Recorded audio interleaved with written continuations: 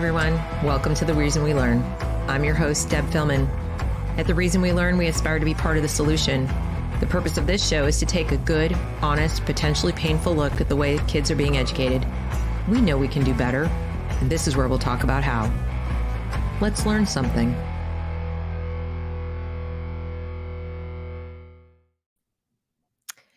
Good evening, everyone. Welcome to The Reason We Learn. I'm so glad you're here for this episode of Dissident Dispatch on this anniversary of 9/11. I hope you've all had a good day with solemn remembrance, but also hopefully some enjoyment and joy in living, which we are fortunate enough to be able to do. It's a pretty solemn day for me every single year. Can't believe it's been 21 years, but here we are. And I hate to end your day on anything resembling a sour note, but it might end up being that way. If you are new to the channel, thank you for being here. Welcome. I hope you will consider subscribing so you can be notified when I make more videos or go live for a show like this one. This one is every Sunday, unless otherwise announced. And I do go over sort of news of the week, bookmarks, things that I think you need to know about all at once, so I don't have to do lots and lots of little shows throughout the week. Please like, share, and comment on this video so we can get more people to join us in the chat. I would appreciate that. And might as well get into this. Today, we're going to talk a fair amount about libraries. Not just school libraries, but libraries in general, because libraries for many school districts are where a lot of learning happens. So even when kids have a library at the school librarian and the local library tend to, talk to each other, coordinate. They tend to, follow similar playbooks in terms of what they're offering, what they're putting in their collections, what they're taking out of their collections. And even school kids use the library. Some districts use the local library in lieu of a school library because they don't have a school library. Their school library is very limited. It's very small, especially in rural districts. Even here in my home city of Charlotte, there are several charter schools that do not have their own library, and they use what we call our Imagine On library, or our local public library, as their library. So you really can't focus on education in America without looking at libraries. What goes on there matters to our kids, as well as what goes on in the school library. And like I said, they tend to go together. And very often, if you manage to get something removed or sequestered in a school library or not put there in the first place, you can bet it's going to be at the public library. And it's not that uncommon for schools to take little trips to the library for the teacher to go to the public library to get the book and bring it to their classroom. So we have to pay attention to what goes on there, especially since libraries are paying a lot of attention to us. So let's see what I should share with you first. Well, first things first, there is, dated yesterday, a New York Post article that we're going to look at. And there it is. Librarians go radical as new woke policies take over experts. These headlines make less and less sense. You'll see in this picture that we've got down with cis white male authors, burn white straight male librarianship to the ground. The Dewey Decimal System is non-binary, whatever. I don't know who did this cartoon, but it's kind of funny. The person writing this article reminds us about The Music Man. I don't know if you guys are musical fans. I am, and I love The Music Man. I absolutely love everyone in it, and I thought it was a great musical. But the librarian in it, played by the future Mrs. Partridge, but anyhow, she wouldn't recognize her profession today. They say they have become ground zero for the ongoing culture wars, with battles over banned books, drag queen story hours, and free access to porn. Yes, that's true. You probably thought that the computers at the library had some kind of a block or a firewall, or you couldn't access porn in the public library. Guess what? You can. From Louisiana to Idaho to Washington State, as well as cities like New York and LA. The average person has no idea of this, but librarians have been targeting children in recent years and trying to turn them into political activists, said Dan Kleinman, a self-described library watchdog from Chatham, New Jersey, who has run a website called Safe Libraries for more than 10 years. He said he has documented the alarming radicalization of the nation's libraries, including what he says is readily available porn on library computers. Librarians see themselves in the front lines of what it takes to bring revolution to the U.S. You need soldiers in the revolution, so they're teaching kids to be little Antifa activists who hate their own country and will act as a collective to bring about change. Now, for those of you new to the channel, hearing this kind of rhetoric, you might be thinking, wow, that's extreme, Deb. Do you agree with that? Well, yes, I do. I do agree with that because I have seen it. At this point, after 2 years doing this work, thousands of times, not just hundreds, but thousands of times, I have seen evidence of this exact thing that does sound a little nuts. I'll grant you, it sounds out there, but it's true. It just so happens to be true. And there's a lot of evidence for it. Again, first time to the channel, you can go back and look through my collection of videos. You can see many times I have brought samples here. I can't spend this whole show showing you all the examples, but it's true. And Dan has been a watchdog paying attention to it specifically in libraries. I've been looking more in schools, but this idea is actually not that far-fetched. And if you go back and watch last week's show, you'll see there are people talking about how this must happen. And they're not specifically talking about children, though they do talk about trans Marxism, transgender Marxism. I have brought you examples of where it's specifically happening in schools using SEL. And that transformative SEL is for exactly this purpose, to orient the children towards groups and collective identities for the purpose of bringing about change. Now, what they call social justice and transformative change is revolution. That's what it is. What else is transformative change?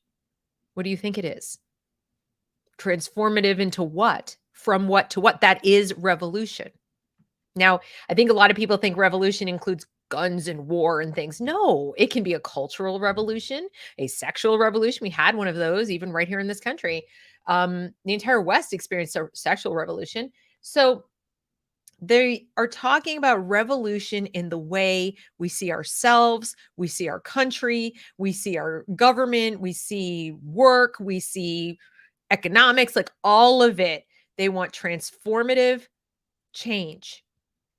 And one of the things that these activists, and particularly librarian activists, want to change is they want to, or help change, is the way our children relate to books as sources of information about social justice, about how to bring about that change. So librarians are not really just about, let's get all, freedom of speech. You want to collect all different kinds of books and you can come and read what your heart desires. And we're going to protect the written word, regardless of whether we agree with every word that's in our library. Gone are those days. And the great irony is that the same people who will talk to you about, oh my God, censorship is on the rise. Like, here's their big, oh no, unite against book bans. The very same people fought Mr. Kleinman about freedom of speech. Yeah, they did. They fought him on freedom of speech. Isn't that an odd position to take for people who are concerned about book bans? Well, it's what happened though. So here is Safe Libraries website. There's Dan. And he says public awareness of crime, sexual harassment in libraries and inappropriate books and websites in school due to American Library Association policy. They've been growing more and more radical with every year. And one of the things that he was involved in is he was involved in a lawsuit where he tried to bring a lawsuit against them because they didn't want public comment. They didn't want an open meeting. They wanted to violate open meeting law when it came to discussing what books should be in there for children. So I'm probably getting parts of it wrong. So let me get down here. He says, ALA was involved in 2 lawsuits seeking to silence me. One was a slap suit in federal court, and the other was designed to prevent me from speaking electronically to libraries nationwide. And you can go read the lawsuits. I'll put the links in the description box after the fact, but here, I'll go ahead and grab this for you and put it in the, yes, I know Wikipedia snippet. Not all libraries are bad, or librarians either.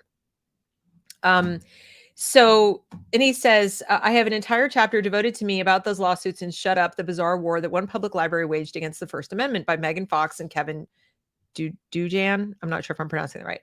It was published in 2016, where I'm described as the nation's leading expert on dangers to children in public libraries, who runs the single best clearinghouse, that's this website, of information online exposing the lies that the ALA tells to librarians, parents, and the media alike. So they're lying to librarians also. And as I showed you, this part about the book bans on the ALA website, that's one of them. That's one of their lies, because it's not about the freedom to read. Okay. It's about making sure that the books you put in especially the children's section of the library, are actually appropriate for children. It's also about making sure that the children don't have access to porn in the computers in the section where the children go to read. So is that a book ban? See, book bans historically are when people try to prevent a book from being printed, sold, distributed, read by anyone, anywhere, at any time. These are public libraries, most of them. Who pays for public libraries? Checks notes. The public. The public. Now, you may not like that, and you may want the public to have, like, well, all the books should be in there paid for with tax dollars. But that's kind of not really how it works. If you want to start a private library full of porn, knock yourself out. If you want to start a private library that caters to LGBTQ books, blah, blah, blah, blah, whatever, paid for with private dollars, go for it.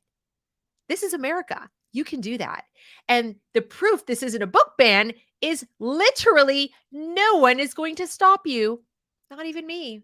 I might not go to your library. I might suggest that parents not bring their children to the library if they care about this sort of thing. But if there's a parent out there who wants to take their child to the LGBTQIA plus whatever library, go forth, be free. This is America. Do what you want. Okay? But you don't get to do it with our tax dollars, and you don't get to do it in such a way that our public school children and public school teachers and public school librarians are going to be all, in on this too. And so that any parent's child is going to be subjected to what a few parents want their children to read. Just the same as you probably wouldn't love it if the children's section of the public library suddenly filled up with the entire catalog of Scientology literature. You probably would be wondering, why are my tax dollars paying for keeping these books in the collection? Never mind putting them prominently on display or having them read aloud by a drag queen or Tom Cruise in this particular analogy. Whatever. That's just not the role of the public library. So calling it a book ban, I'm sorry, I'm going to have to quibble with the definition there. I think we need to work on that word ban, or at least their understanding of it. So they're lying. And they get a lot of people worked up because a lot of people go into library science and go into this because they do place great weight on the written word. They are free speech absolutists. They do care a lot about this. And so when you tell people there's an attempt to ban books, that can animate quite a few people. It can bring in a lot of donations. But what they don't realize is those donations are not necessarily going to preventing people from going into the library and taking out books we all agree, or the vast majority of us agree, are appropriate for children to read. And it has to do with making sure they have a hefty collection of stuff a lot of people don't want their kids to read. And given that the ALA is at the forefront also of like social justice and things of that nature, then we can say they probably are also interested in their own political action. They're not just a neutral organization anymore, if they ever were. But I mean, they definitely are not now. So getting back to Dan's site. So he says that he himself sued the public library for violating the Open Public Meetings Act to pass policy allowing children to access internet pornography on computers in the children's section. And then you can go and you can read You can read the lawsuit. I think it is. Yeah. So I clicked open the link to show you. Like, there it all is. It's all publicly available. You can go see when you go to his website. You can read it for yourself. I lost because I could not afford legal services to defend the public's civil rights. The judge would not even read the certification of the parent whose child was viewing internet porn in the kids section. I thought justice would take precedent over procedure, but I was wrong. Legal counsel would have prevented that. So he couldn't afford a lawyer, and that's the only reason this doesn't move forward. I'm sure the technique of updating internet use policies behind closed doors in violation of sunshine laws, then forcing the few who even notice to sue, will be used by ALA to spread internet pornography into children's sections of libraries nationwide. Advice: hire an attorney. Now, again, I know this sounds crazy. I know there are people watching this or who will be watching this on replay who will think, why would they do that, Deb? Like, why? Really? Are you really accusing librarians of wanting to push internet porn to kids? Like, what to what purpose? All right. First of all, yes and no. Small yes, big no, but the small yes is potent. No, I don't think that every single librarian is sitting there going, we can push porn to the kids. That's not what I think. What I think is that library science and the profession of being a librarian, a public librarian, has become so politicized that the notion of fighting back against having access to the stuff on these computers has been linked with right-wing politics and things that are, like, eek, MAGA Trumpism or whatever. And so these people who fancy themselves progressives, liberal, whatever it is, have just equated doing anything, agreeing in any way, shape, or form with things that somebody on the right agrees with or somebody that is on the left doesn't agree with.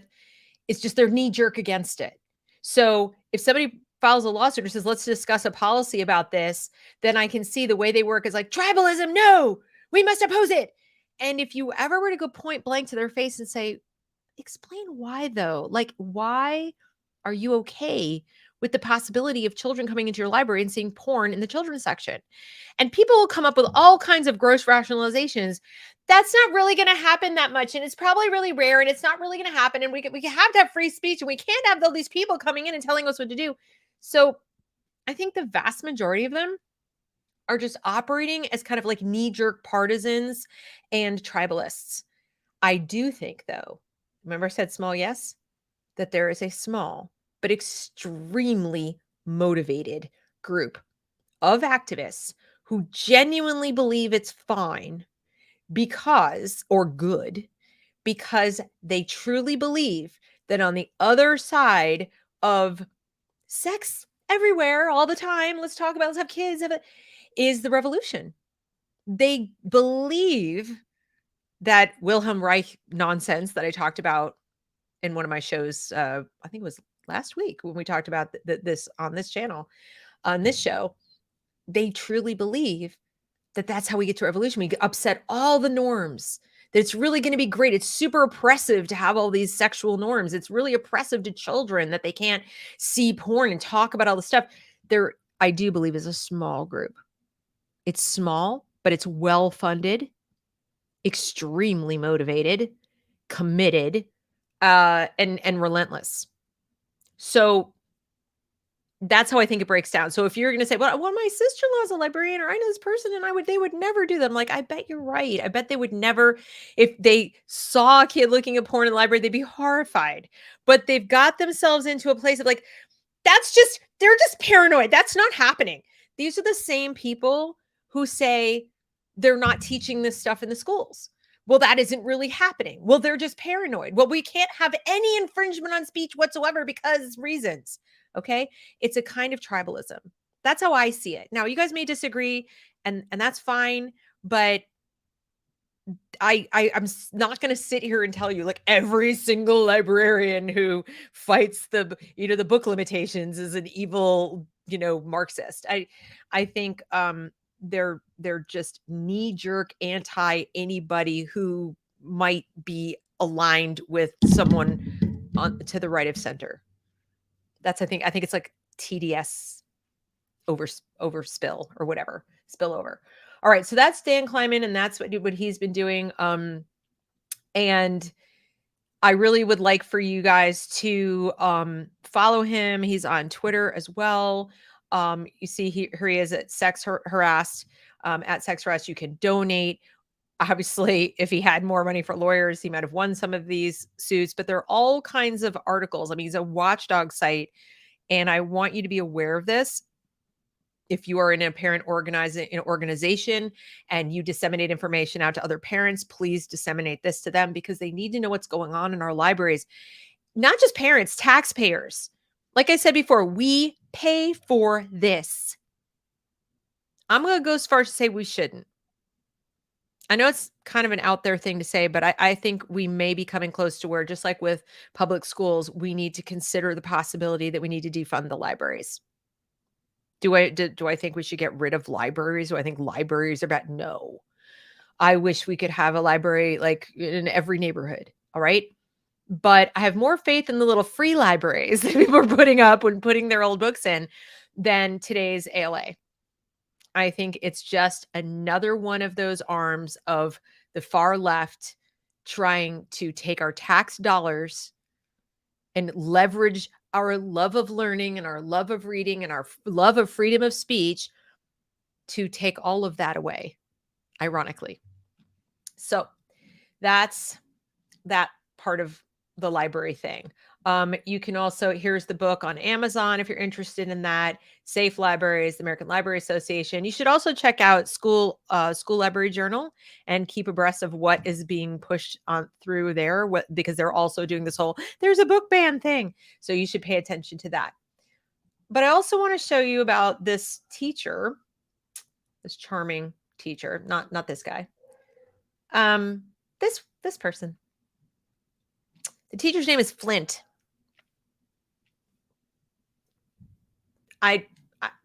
Flint is queer, I assume. Okay, so this is what we have here. A California teacher in the Capistrano School District posted about a queer library in her classroom that was filled with over 100 books in her classroom. Notice I said in her classroom. So remember what I said about how even if the school library, if you get the book out of the library at the school, or you get it wrapped in paper and stuck behind it, whatever you do to get rid of the book being prominently displayed, even if you succeed at that, even if you succeed in electing all new school board members, and they all say, we are not spending a red cent on this pornographic nonsense for our school library, teachers like Flint are hell-bent on defying what you, the parents, want, and they don't care if they have to pay for it out of their own pocket, and increasingly they don't, because they're getting plenty of grants and plenty of donations from private entities that are only too happy to stock them and their classroom libraries full of these books. So unless you know your principal really, really well, and unless that principal goes door to door in every classroom multiple times a week, scoping out what's in the classroom and has a little chat with the teacher to say, there's a reason we pulled these books out of the library. Yeah. You can't bring them into your classroom either. It's frowned upon unless they're going to do that. And whether it's the principal, the assistant principal, or somebody take responsibility for it. These teachers have, many of them openly on TikTok, declared war on you parents and said that, got to knock yourselves out, get it taken out of the library, the school library. We're going to bring it into our classrooms and screw you. They've said so. Every single one? No. Do you need every single one to do it though? Or just a couple per school? So this teacher at San Juan Hills High School, identified in the school's website as Danielle Sirio, known as Flint, posted repeatedly on TikTok about books in the queer library and said it was available to students and has been active for 5 years. Now it's California, so probably she's not alone. They are not alone, whatever. Many of the details covered in the books are being withheld from the story due to the extremely sexually explicit nature, but I can show you right here. Right here we have queer culture. We have the A to Z of gender and sexuality. This book is gay. They, them, there. A queer history of the United States. The boy in the red dress. Outlaw. We are okay. It just goes on and on. 100 books. 100 books. You sort of have to wonder if the books, if she teaches anything else besides this. But anyway, one of the books, Juliet Takes a Breath by Gabby Rivera, contains extremely graphic imagery of sex between women. Everything you ever wanted to know about being trans, discusses BDSM, fetishes, and a kink social media networking site. This is in high school. That means that you have kids in there from 14 to 18. 18 on the high end, like seniors. So for 4 years, mostly minor children, this person has taken it upon themselves to put sexually explicit pornographic literature in the classroom where the minor children who are the students are in class. And you might be wondering, like, well, they're teenagers, they're going to hear about this stuff and the internet, anyway, they're going to talk about it. They could just go to Target and buy the books or, whatever. Yeah. All that's true. That is true. Their parents could buy it for them. There are many different ways they could get a hold of these books. And I really wouldn't change that because, again, this is America. What I want people watching and listening to this to understand, however, is that what we put in a place that we call school, under the auspices of teachers, is the equivalent of celebrating it. It's the equivalent of promoting it. Okay, it's not just having it. Having it means it got published and it's out there. And if you want to go get it, go get it. Knock yourself out. You want to go on the internet and scope around there. You're going to do what you're going to do. But you're doing it without the celebration, without the promotion, without this is information that is equal to, or at this case, with 100 books of the subject, more important than classic literature, the books that were on the syllabus or that you need to read before you graduate or whatever it is. We're putting this at a status level that the kids pick up on. It's very obvious.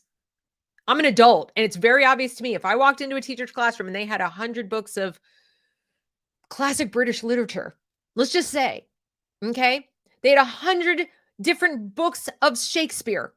They had 100 books about hunting.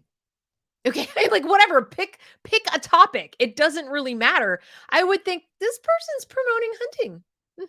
This person is promoting Shakespeare. This person is promoting whatever, okay? Because that's a lot of books to have in a classroom about a single subject.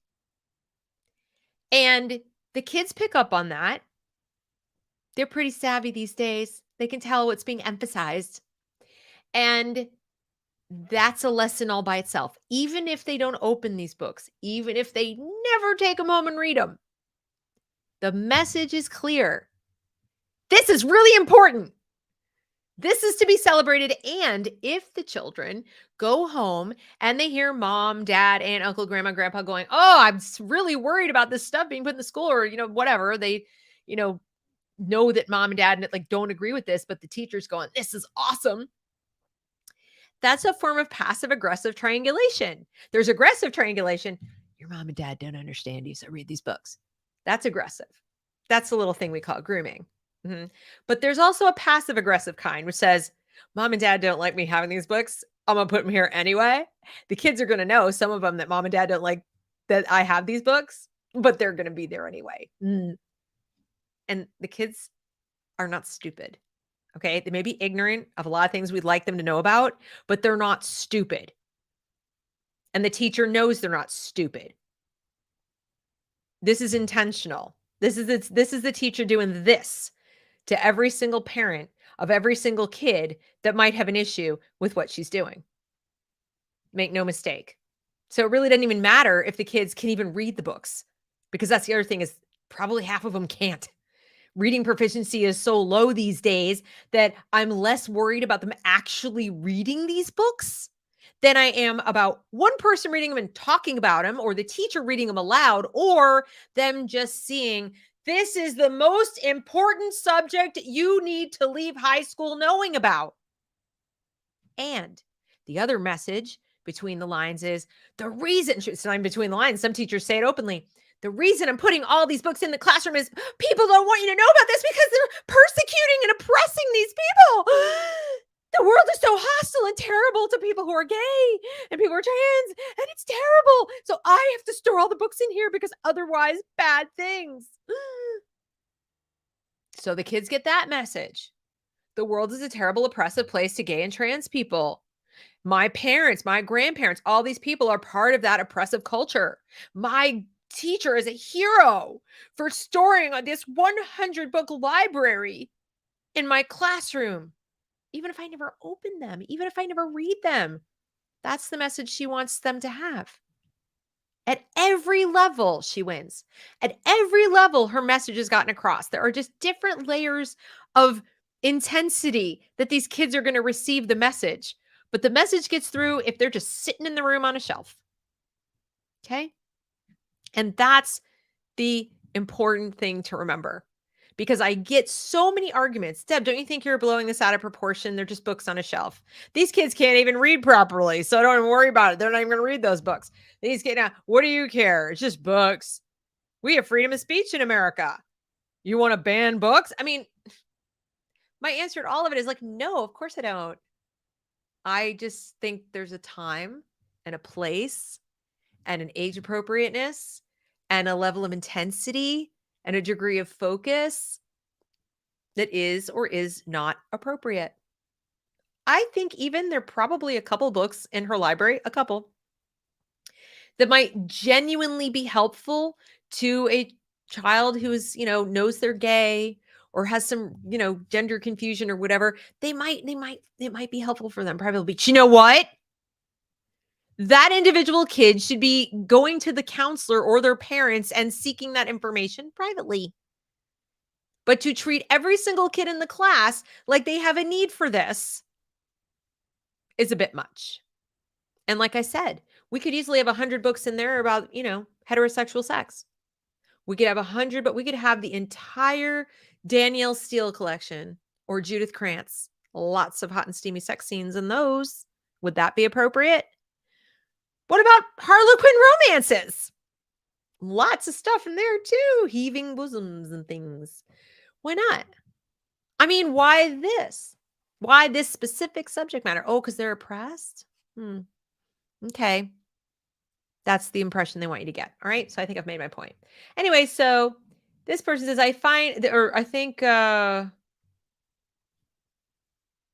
so these are the books. And then somebody says, I find the BDSM kink community to be extremely open-minded and welcoming in every way. It's a place of sexual liberation, the book states. This is a book in a high school class. There is often more blanket level of acceptance of transgender people within the kink, BDSM, bondage and discipline, dominance and submission, sadism and masochism scenes, and sites such as FetLife. You want your 16-year-old on the site FetLife? I wouldn't, but that's me. These are people who have already opened themselves up to a greater range of romantic and erotic possibilities, and transgender often just adds to the smorgasbord. Now we go back to last week's show about transgender Marxism. That's in line with that. Okay. So this idea, this premise that being opened up to a greater range implies that you are closed and oppressed if you don't open yourself to this greater range, that you're missing something.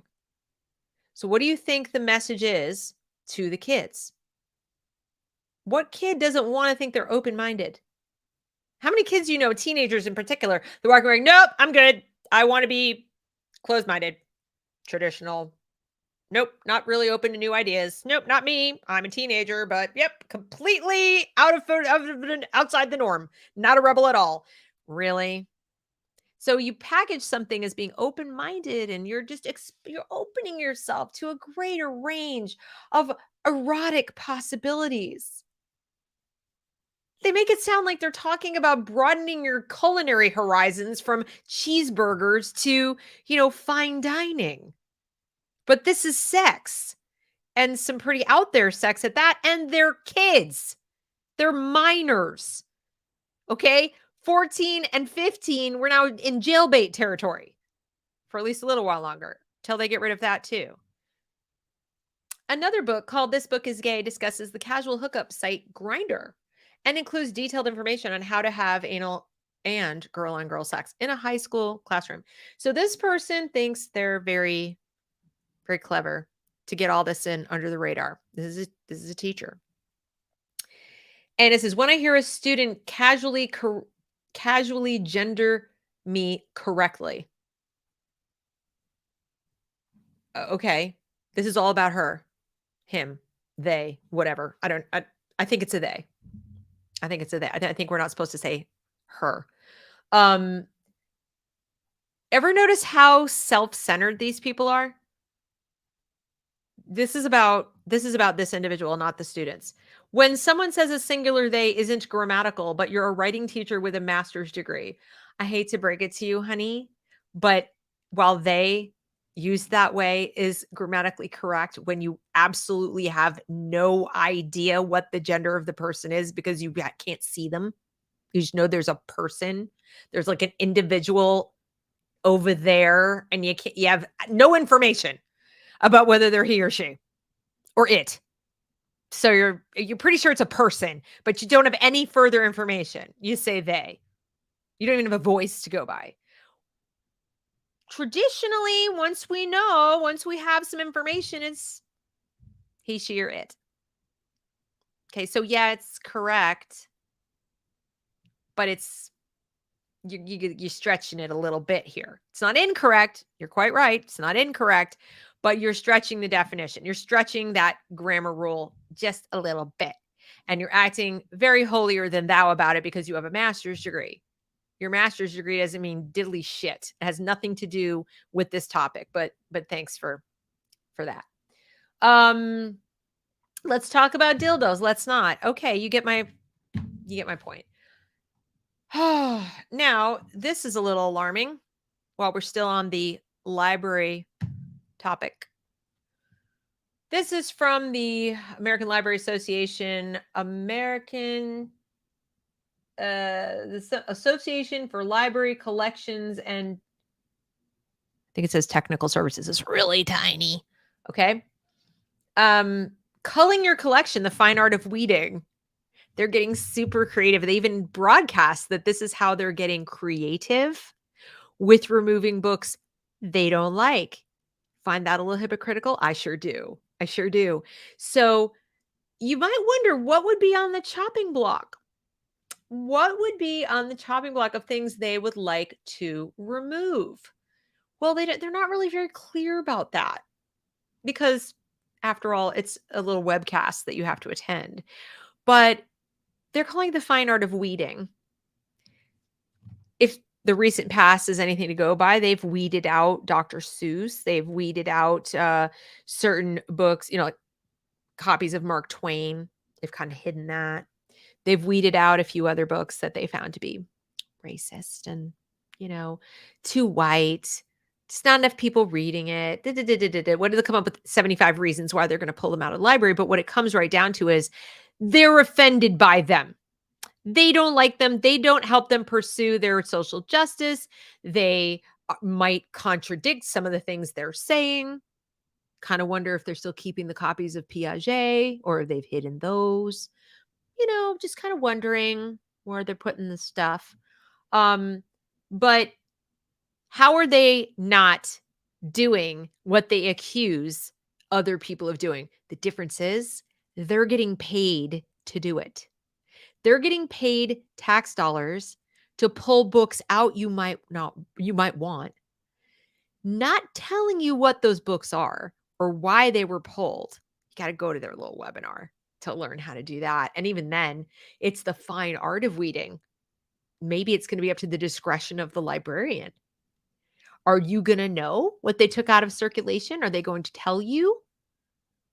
Probably not.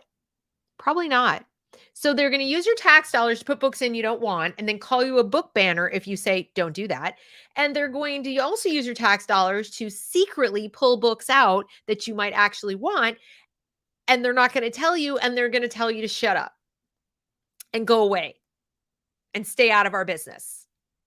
Kind of like the schools do, also on your tax dollars.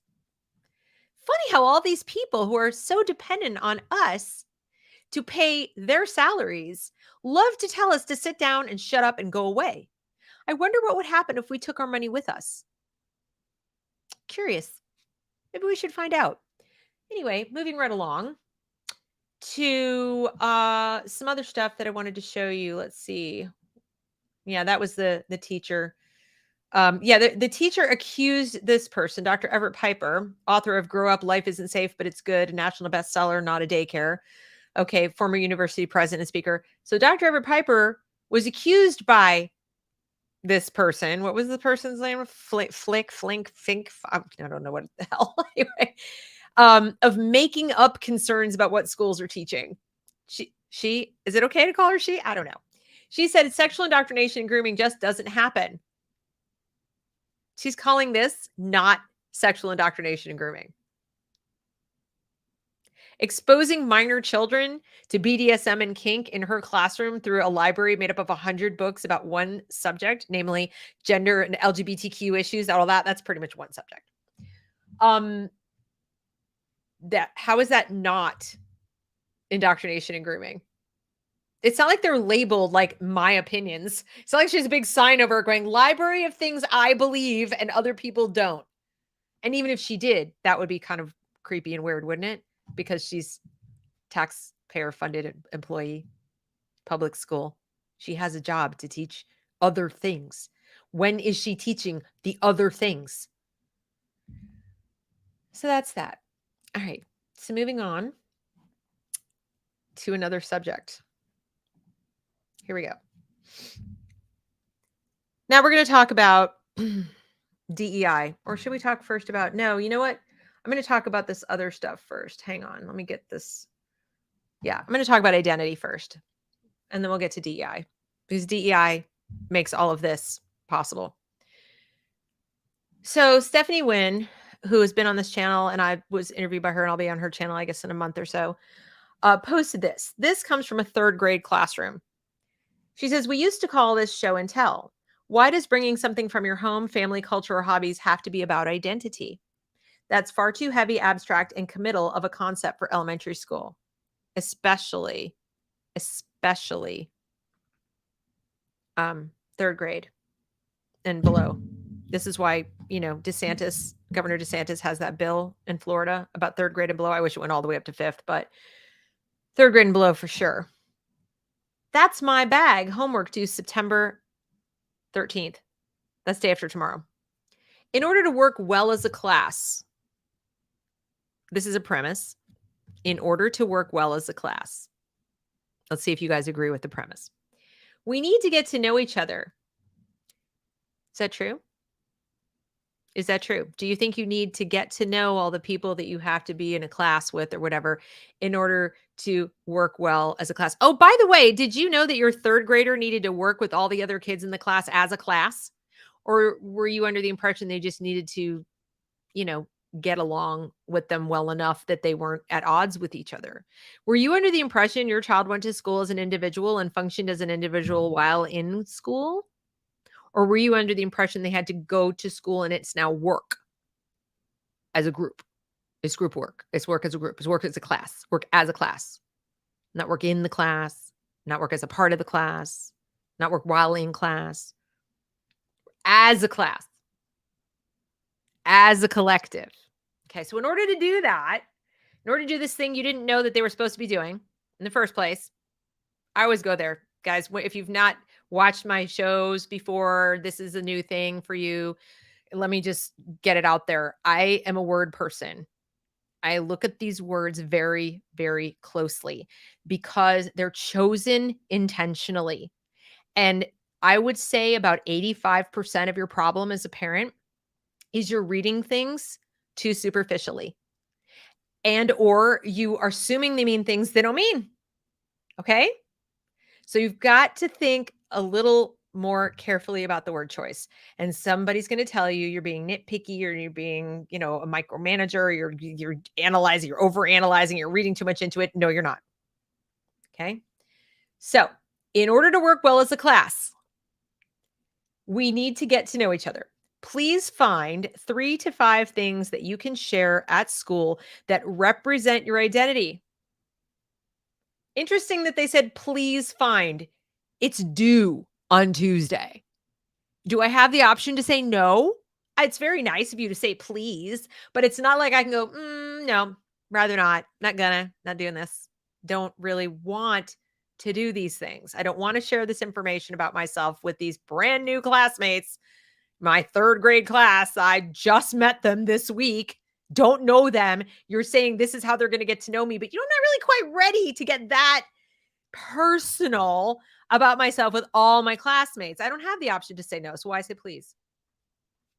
It's like fake.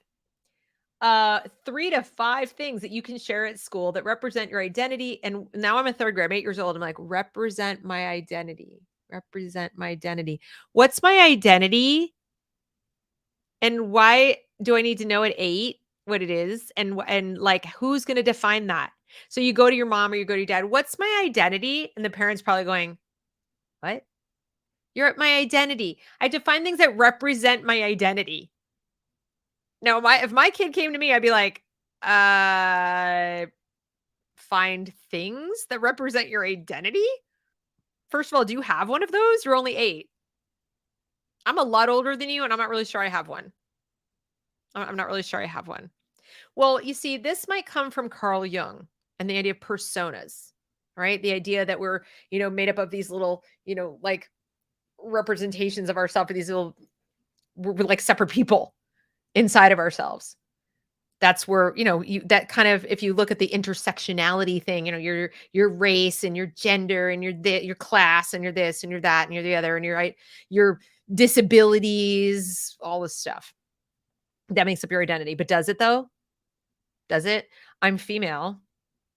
Let's see. Is that my identity? No, I don't walk around going, I'm female. I'm female. I'm female. Hi, I'm female. Like that's not who I am. Let's see. I'm what? I'm white. Yeah. I give that exactly 0 thought until somebody points it out to me, like, which happens now about 50 times a day, but didn't used to happen at all. So, okay. Yeah. I don't really see that as my identity. I walk around going, I am white. All right. So this is all bogus, but identity for an 8-year-old is way too heavy a concept. Way too heavy a concept. So it would help your classmates to get to know you better. They can get to know me better without knowing my identity. My name is, I like frogs and riding my bicycle. Yep. And strawberry ice cream. Now you know me better. I didn't have to bring anything. Oh, you want to bring, how about, can I bring my favorite toy? My favorite book?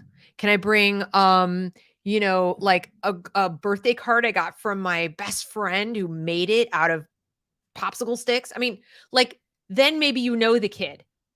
But no, bring 3 to 5 things that represent, okay, an interest, talent, or collection. That's fine. Somewhere you've traveled, your family or pet, a language you speak, your ancestry, family traditions, dreams for the future, and a special memory.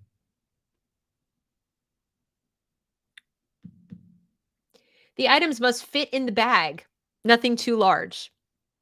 Well, that's pretty heavy. I can imagine kids running home going, Mom, do I have to do this? I don't have to fit it in the bag. Like, what?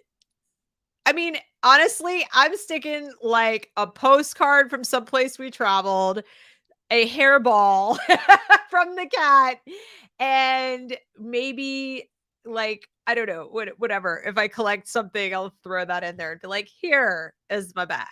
3 things. I mean, I just don't see the value in this. I think you get more out of just having a conversation, but okay. Do not include items which are valuable or very special to you. But tell us about your identity. My identity, such as it is at 8, is very important and special to me, but okay. If you would be upset if it got broken or lost or you can't sleep without it. Okay, so there goes your whoopee. Find something else to represent that information. For example, you might include a photo or drawing of the item. Be creative. Be prepared to share your already. At 8, I'm already glazed over. Already mom and dad are doing this assignment. This assignment is not for the 8-year-old. This assignment is for mom and dad. I can almost guarantee you this thing is coming home. You tell me, Golden Girl, did you look at this and go, all right, let me help you? Like, I mean, could your child do this all by themselves. I mean, some kids could, but the vast majority are going to go, it's a lot of words. Like, do they even read this well? The third graders? Do they read well enough to understand these many paragraphs of instructions? Now, if your kid has ADD, they're gone. Forget about it. My daughter would have been like, what? So I got a bag. I don't know. What am I putting in my bag, Mom? Give me help me with these instructions. It's too many instructions. Make sure your name is on the bag, decorate the bag, no pressure. But if you want to decorate the bag, of course, you bring in your bag, no decoration, you're going to feel like a total failure because there'll always be those 3 or 4 kids who it's so decorated because their mom sat down and did it with them or for them or whatever, because, they wanted to look like they knew how to help do the assignment. I'm telling you, this is an assignment for the parents. This is a virtue signaling assignment for the parents to figure out how creative they could be with representing their cultural identity in a bag.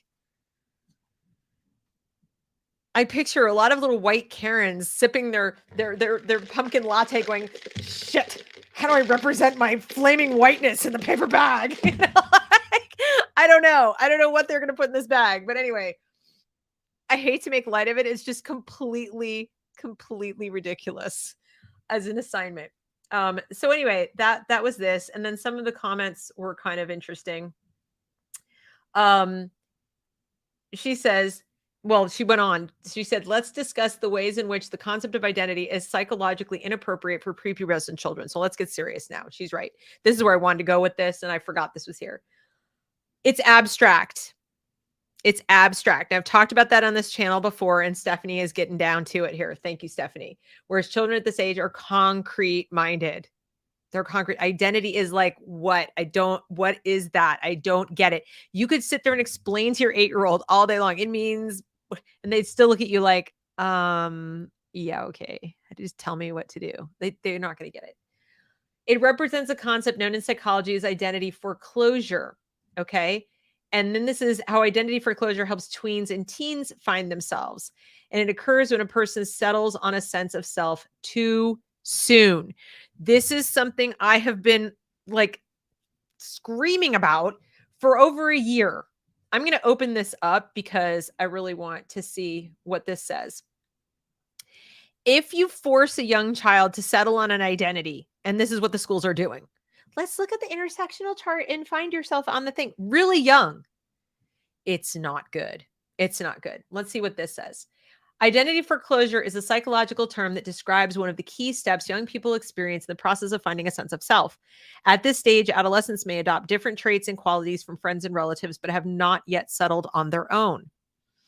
When does identity foreclosure occur? Identity foreclosure occurs when people think they know who they are, but they have not even explored their options yet. Perhaps they grew up in a Christian home, attended Christian schools, and associate primarily with others in the faith. They may identify as a Christian without ever questioning their belief system.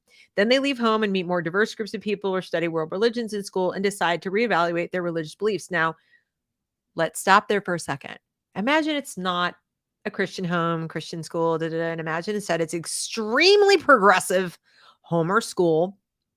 And they're asked about their gender and pronouns really young, and they're confused, or they know that they to kind of dress up in mom's clothes or whatever. And suddenly they get kind of nudged in the direction of an LGBTQ, whatever, IA identity. Okay. And so they latch onto this and they say, I want to do pronouns. I want different pronouns. I want to be socially transitioned. Next thing you know, let's head on down and get some puberty blockers. Obviously, I'm exaggerating a little bit. It's not gonna be every single kid, but enough that it's scary. It should be 0. So they get some puberty blockers and they go on this, they've identity foreclosed before puberty that their gender identity, first of all, is a thing, which I would debate. And secondly, that it's the opposite of what their body is. Now we're taking permanent steps. So their identity foreclosure can be medicalized way too early. And this whole, and then I get out in the world, oopsie. And then I make it to, actual puberty age. Uh-oh. At least the kid who grew up in the Christian home, who was brought up to be a Christian, whenever they get out in the world, and they're like, I don't know, maybe I should be a Christian, or let me think about that. I don't know. Are there dire consequences? Have they sterilized themselves? Have they mutilated their body? Have they alienated every single one of their family and friends or whatever? Have they, how many things are permanent. No, this kind of identity foreclosure is already bad and it's not permanent. They can change it. Identity foreclosure mimics identity achievement, which occurs when a person has explored their values, beliefs, career interests, sexual orientation, political leanings, and more to reach an identity that feels uniquely their own. Identity foreclosure, however, isn't exactly a true identity. It's like wearing a mask or a costume. Sound familiar? Do you think there might be a good number of children today, students, who are still within K-12 age range, who are doing exactly this and are celebrating their identity achievement way too soon? As I said, in my 6th decade of life over here, okay? I'm 56. And I am just pretty much settled on, the beliefs, values, career interests, like all these things that would make me who I am. And that career piece, that's changed a bunch. Yeah. My values have pretty much remained the same as my sexual orientation. But some of the other stuff, some of my beliefs changed pretty dramatically. Yeah. My belief systems have changed multiple times in my adult life. If you're talking about whether it's religion or we're talking about even like believing in the process of our democratic republic. Oh, yeah, that's gone. Yeah. No more of that. So, yeah, I've changed. I identify as a cynic. Didn't always though. So anyway, moving on. A person often undergoes an identity crisis in order to achieve a genuine sense of self, similar to an identity moratorium, which is an exploration of a sense of self without the commitment. People in identity foreclosure have committed to an identity too soon before taking the time to explore their choices on their own. Often they've simply adopted the traits and qualities of a parent, close relative, or maybe teacher, or maybe leader of the Rainbow Club, or maybe peer group, maybe Tumblr buddies, maybe what? What? How many different people are actively telling these children to adopt their traits? How many people are saying, come on over here to the club and do this and oh, let's do this. And you should don't know your parents. They won't understand. And that's why we call it grooming.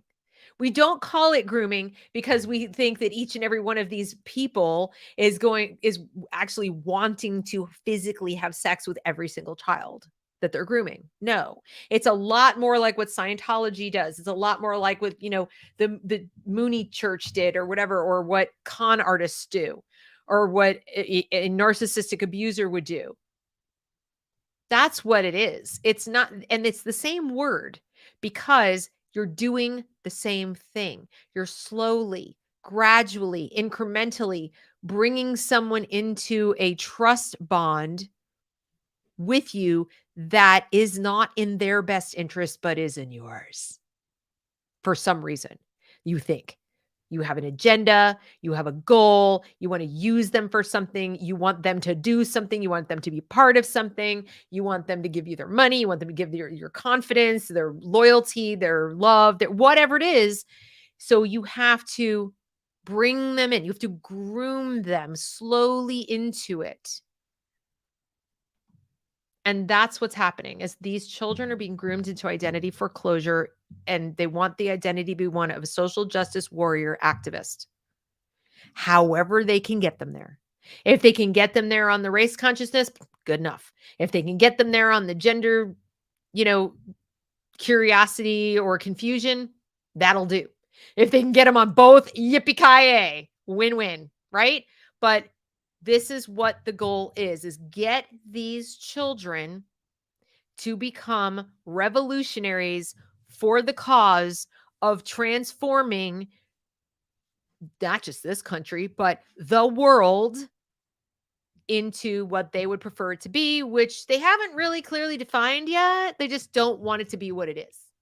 Burn down the house, and we're just sure that utopia is going to rise from the ashes. But identity foreclosure is what they want to do. Now, this is really important. Individuals most likely to experience identity foreclosure of all the steps in finding an identity, tweens are the most likely to be in identity foreclosure. Tweens. So we're talking about middle school kids.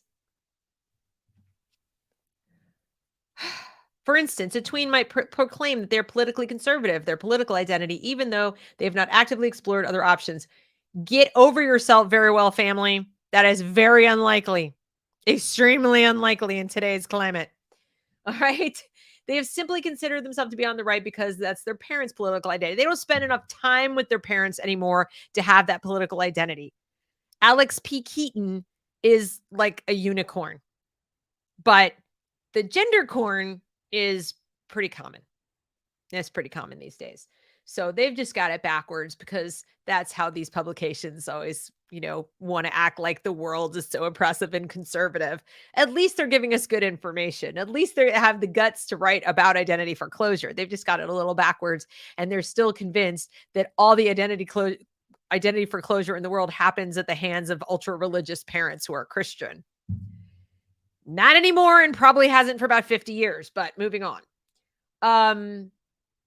And then it says, as they enter their late tween and teen years, however, they may begin to question their political beliefs and try out other approaches. Will they be allowed to do that in the extremely conformist world of Miss What's Her Name's, library infested classroom, queer library infested classroom? Yes, infested. I said that. It's like cockroaches. They just won't die. Anyway, will they be allowed to do that?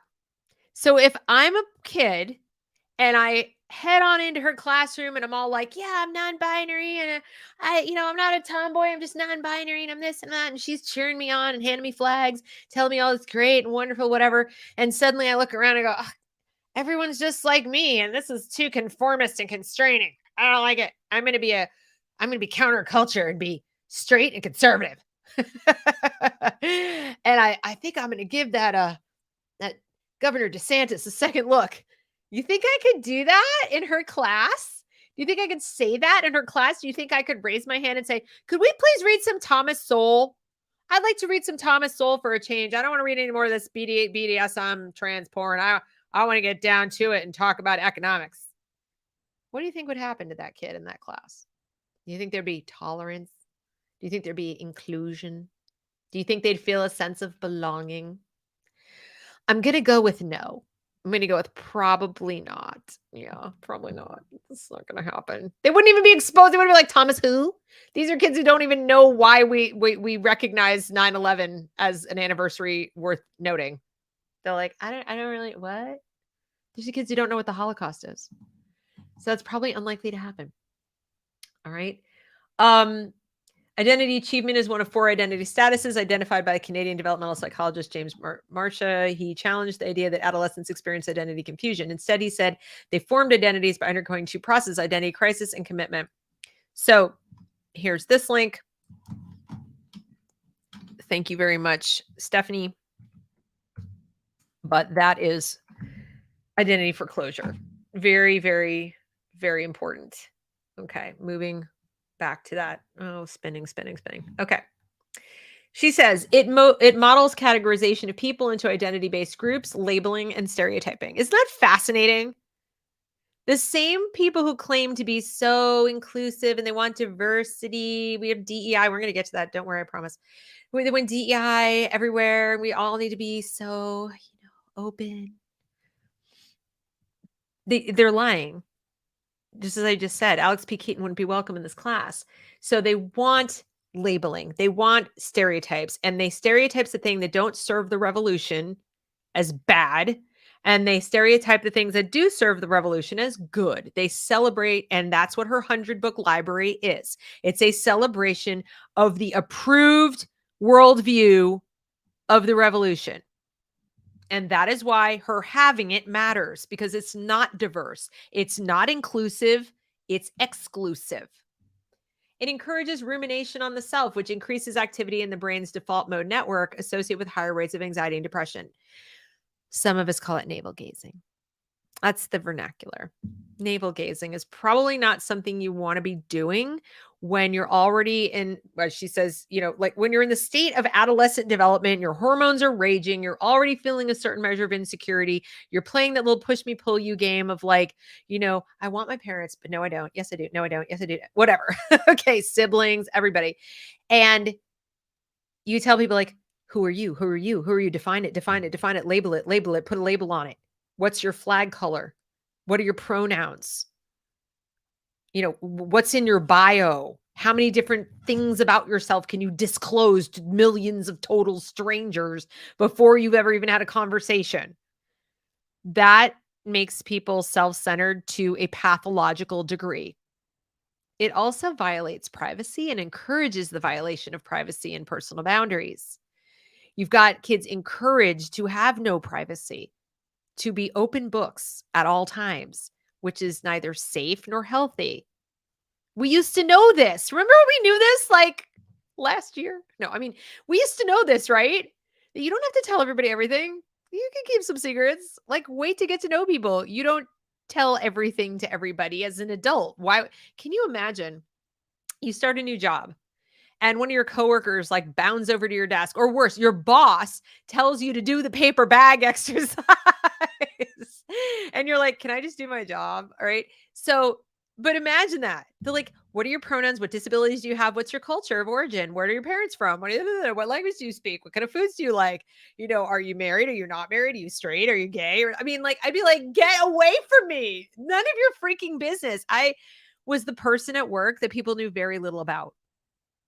I was the person at work that they were like, well, I know her name and I think she lives kind of over there. Like, I mean, you had to really know me a while before you were going to know any of this shit.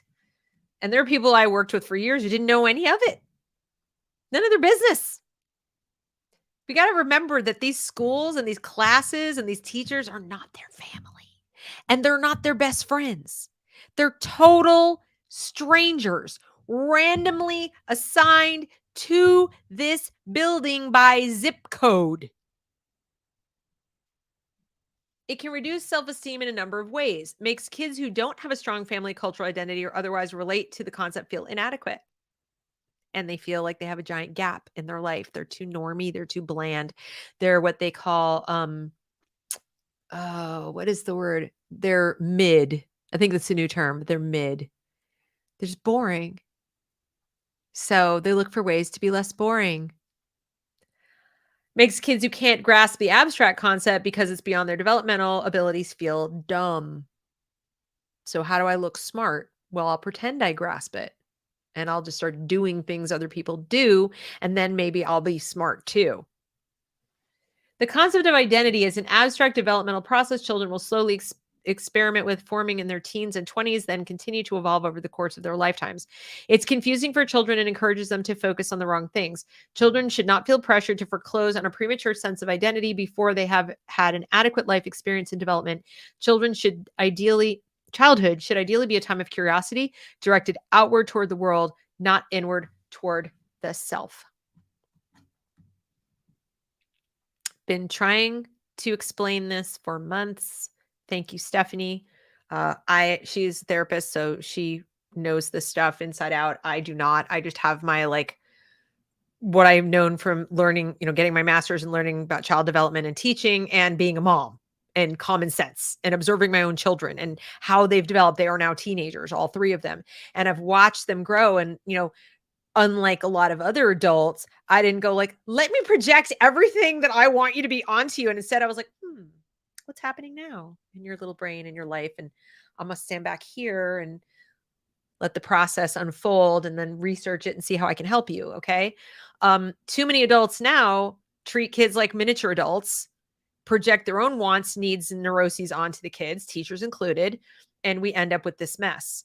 But I'm telling you, that in the next 5 to 10 years' time, we're going to see mental illness, confusion, anger, frustration, aggression, drug addiction of ridiculous proportions. If you think things are bad now, allow this to continue. This is relatively new. My eldest daughter's 18.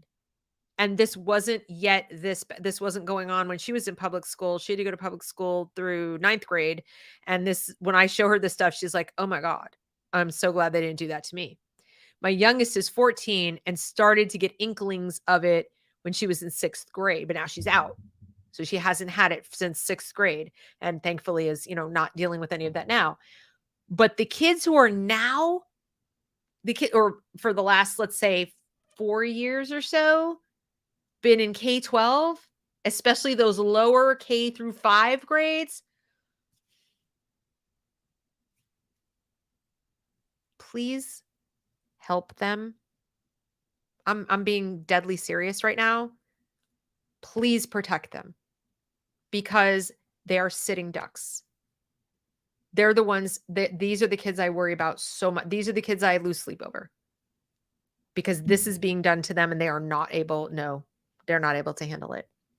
So that's that. Now let's move on to the what I said we were going to cover, which is DEI. This is the last topic.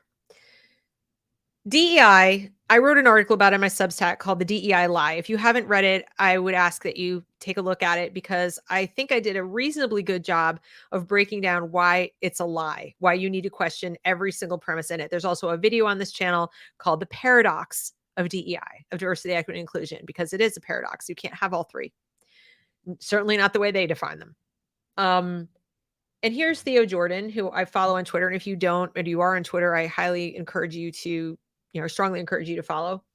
When the light bulb clicks on that DEI is an organ of this leftist cultural takeover, then you will see why corporations are telling employees to be less white, educators made to read D'Angelo's trash, Kendi getting millions from Jack, meaning the former owner of Twitter, ideologues in the upper brass of every military branch. So here we have Ohio State. This is the DEI staff just at Ohio State. He says, when the admin structure is built to this level, do you really think the underlying goal will ever be announced as achieved? Of course not. The structure itself becomes the engine. This is at one college. This is at one school. I'm still scrolling. That's the purpose of helping people who are listening, not watching. I'm still scrolling. And we're still scrolling. Oh, there we go.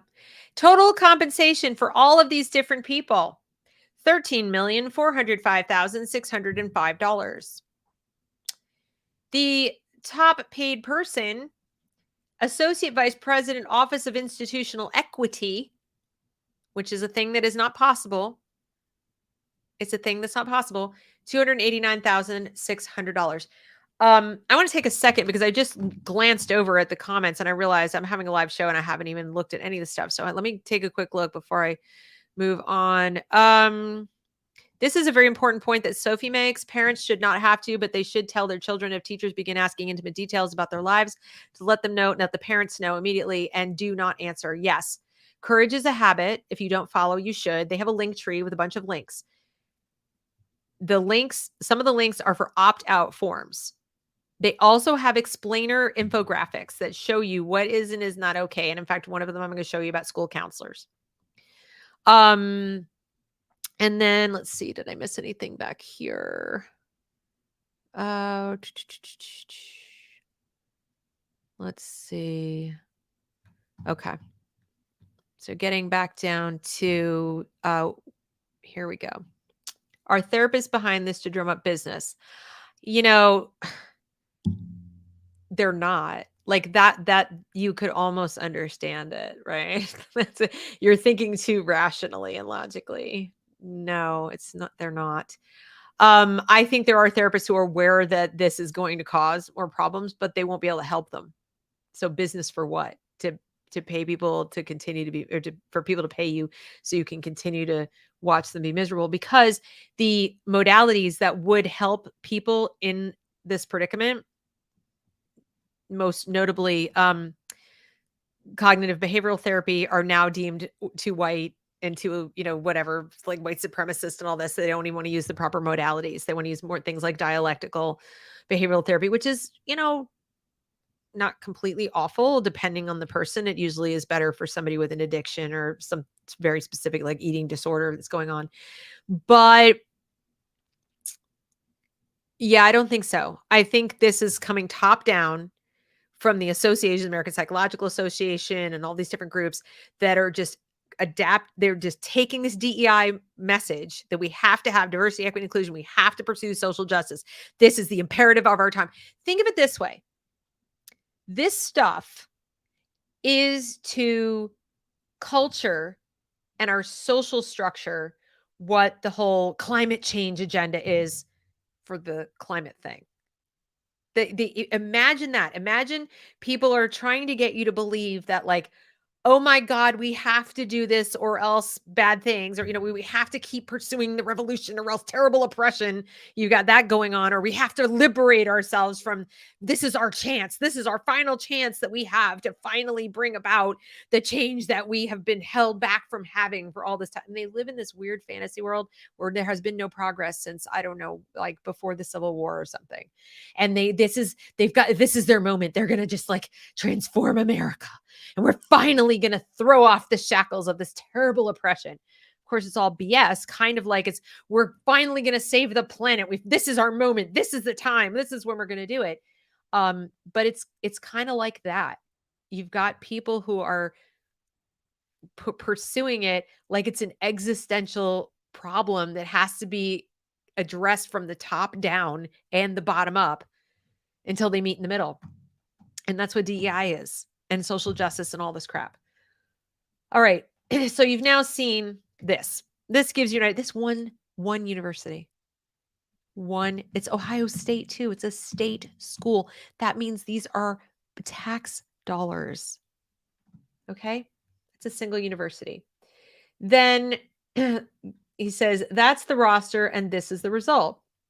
Thread, Ohio State University recently released the report from its task force on racism and racial inequities, which recommends far-reaching changes. Did you think there'd be anything other than that?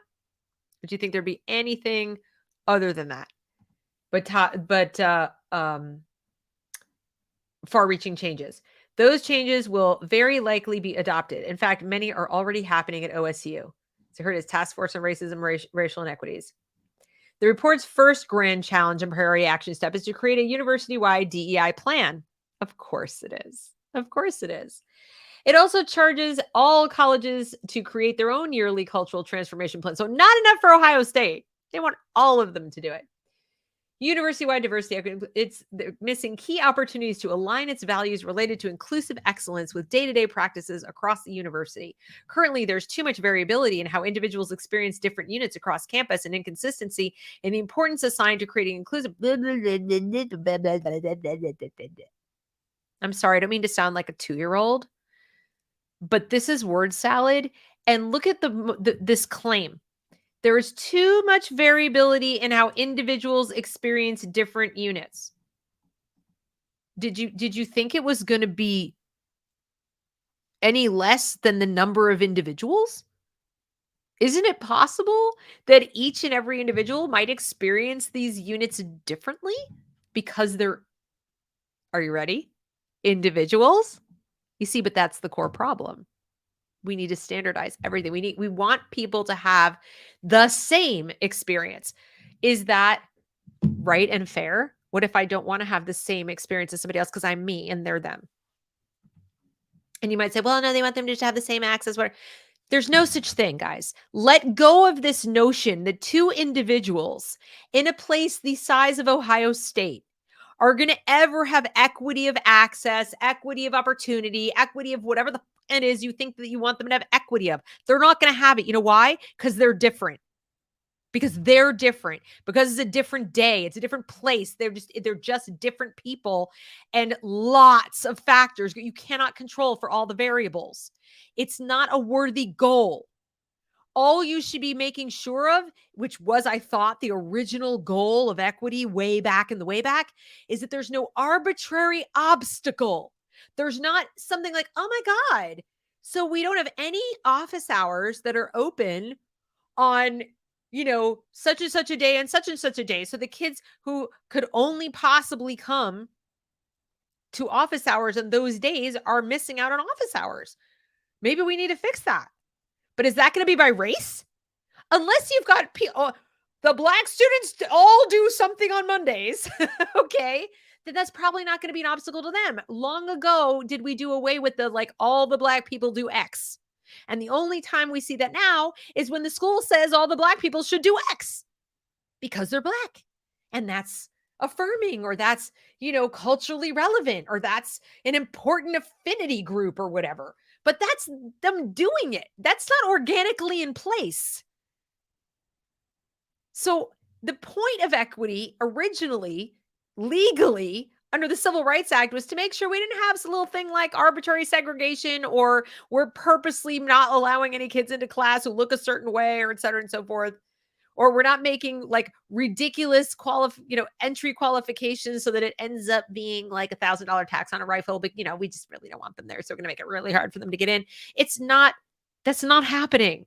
That hasn't been happening for a long, long time. So saying that there's just too many different experiences, good luck. That's the kind of claim you make when your number one goal is to keep your idiotic department alive and making six figures. Because you'll never fix that. You will never fix that. Next year, they'll go, yep, still having too many individual experiences. We got a problem. Direct all colleges, campuses, and administrative units to create and revise annual cultural transformation plans unique to the needs of the unit and informed by... Again, this is gobbledygook that just basically means nothing. Other steps include curriculum overhaul, include courses that address DEI topics as required. So now it's not enough to just have the DEI department. Now we have a class in DEI. How do we get people to value a thing unless we have a class telling them about the thing? Well, guess what the class is going to teach? More word salad. And no one's going to want to admit this is so much like, did you guys ever see Peter Sellers and Being There? No one's going to want to admit they don't understand. No one's going to want to admit like that this doesn't add up. That this is like a bunch of PR for nothingness, right? No one wants it. They're going to project onto it whatever they want or need it to be because they don't want to admit they don't see it, because they think it makes them look stupid or right wing. Pick one. They don't want to be either one of those things. They want to be right wing and they don't want to look stupid. So they're going to go, oh, this is so very important. Do you understand what it means? It's very important. I'm sure it's very important because they have like 75 people working in this department and they make huge money. So clearly it's important. Why would they wouldn't have all this if it weren't important. We need to take a class. Then we'll understand it better. Yes, the emperor is very, very naked. Very naked. But many of these proposals will be redundant because they're already taking place. Like I said, the COE has invested in 2 full-time positions to support inclusive excellence efforts at the College Engineering and Knowlton School. Do you think those 2 people are going to let anyone know that they're duplicates of each other? I doubt it. Okay. In the last year, 100% of executive committee leadership, 60% of faculty, and over 350 full-time staff have engaged with diversity, equity, and inclusive excellence workshops, trainings, and seminars. When exactly are they teaching? When exactly are they studying their own disciplines? When are they pursuing further knowledge in their own subject matter? When are they grading papers? When are they doing anything related to the job for which they were hired, namely teaching students? They're so busy wrapped up in DEI. The College of Education, always the worst, and Human Ecology also issued a racial justice and equity action plan. So they have another one. They have little layers. A DEI plan and a racial justice and equity plan, and there's probably one underneath that. Also promising a curriculum overhaul and department level DEI plans. Do you know how much money this represents, you guys? Not just the salaries of the people doing all this crap, but the payments to the consultants who are delivering the webinars and the trainings and the thises and that's, the amount of hours and opportunity lost to the students who would otherwise be taught the subjects that went there and are paying out the ass to study. This is a self-licking ice cream cone. And at a state school, it's your tax dollars basically funding a bunch of gobbledygook that ultimately benefits one political ideology and one political party. The second one a little bit too. Let's not kid ourselves. This is not all about Democrats. They're all in on this money-making scheme. All right. Most significantly, the university has begun a massive hiring initiative aimed almost exclusively at faculty whose research addresses diversity, equity, and inclusion. Research. More self-licking ice cream cones. Every faculty job listed by the College of Arts and Sciences includes this statement.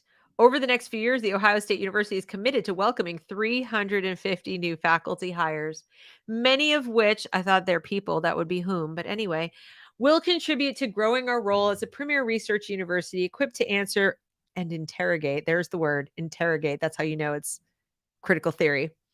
The critical domestic and global societal challenges that deter equity and inclusion.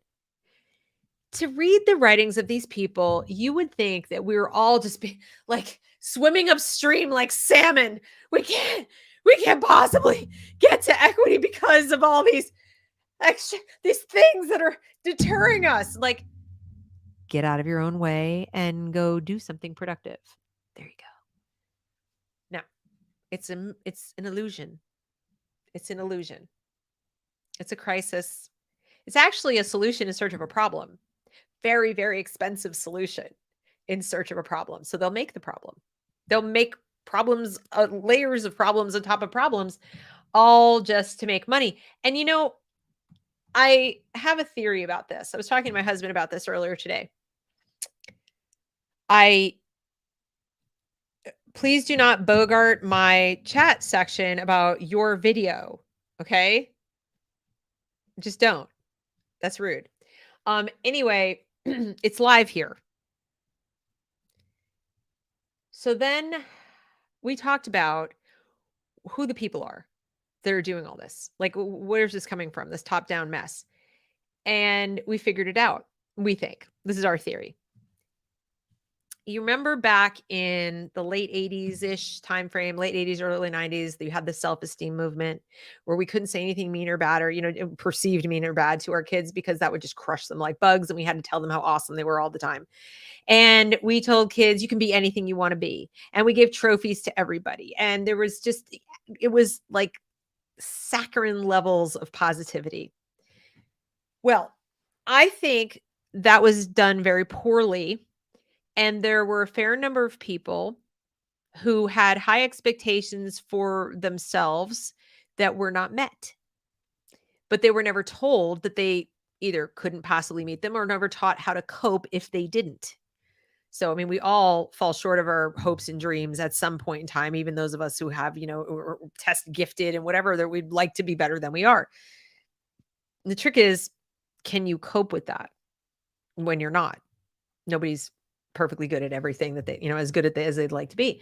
So the people who are successful have a tendency to accept their limitations, pursue the things they're good at, and move on and just get on with it. They fall down, they get up, they keep going, whatever. And I don't mean to sound like some kind of Horatio Alger story. They're just, like, all right, I kind of suck at that, so I'm not going to do that anymore.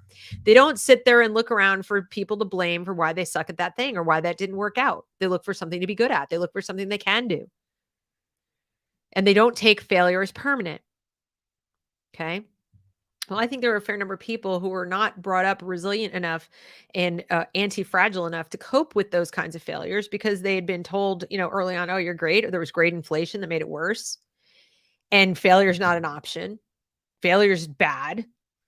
And God forbid we say anything remotely negative to a child like, yeah, that's it's not so good. We're going to use a little red ink on that paper. Oh no, we don't want to traumatize them with red ink. So they switch to purple and things like that. And I think those kids grew up. Now, some of them did just fine. A lot of them did just fine. A lot of them were like, they had parents who filled in and said, get over yourself or whatever. They had parents who kind of good-naturedly got them to understand that the trophy for everyone was just a piece of plastic, whatever. It didn't really mean anything. And they managed okay. Or they knew it. They were cynical enough to go, this is BS, and they moved on with life. But I think there was a percentage of people who didn't. I think there were kids who, were C students, couldn't handle it, didn't find a thing they were good at because, let's face it, school sucks and is uninspiring. So having C's just meant they had C's. And they never really did find a calling or find something else. And they were told, follow your bliss, you can do anything you want to do, except that turned out not to be true. They couldn't do whatever they wanted to do. And they weren't even sure what they wanted to do because they just kind of floated through expecting it to magically appear. And then I think you had the kids who just, didn't get picked for kickball. And you had the kids who didn't get the girl to go to the prom with them, or didn't get the guy to, want to date them, or didn't get married, or whatever the issues were.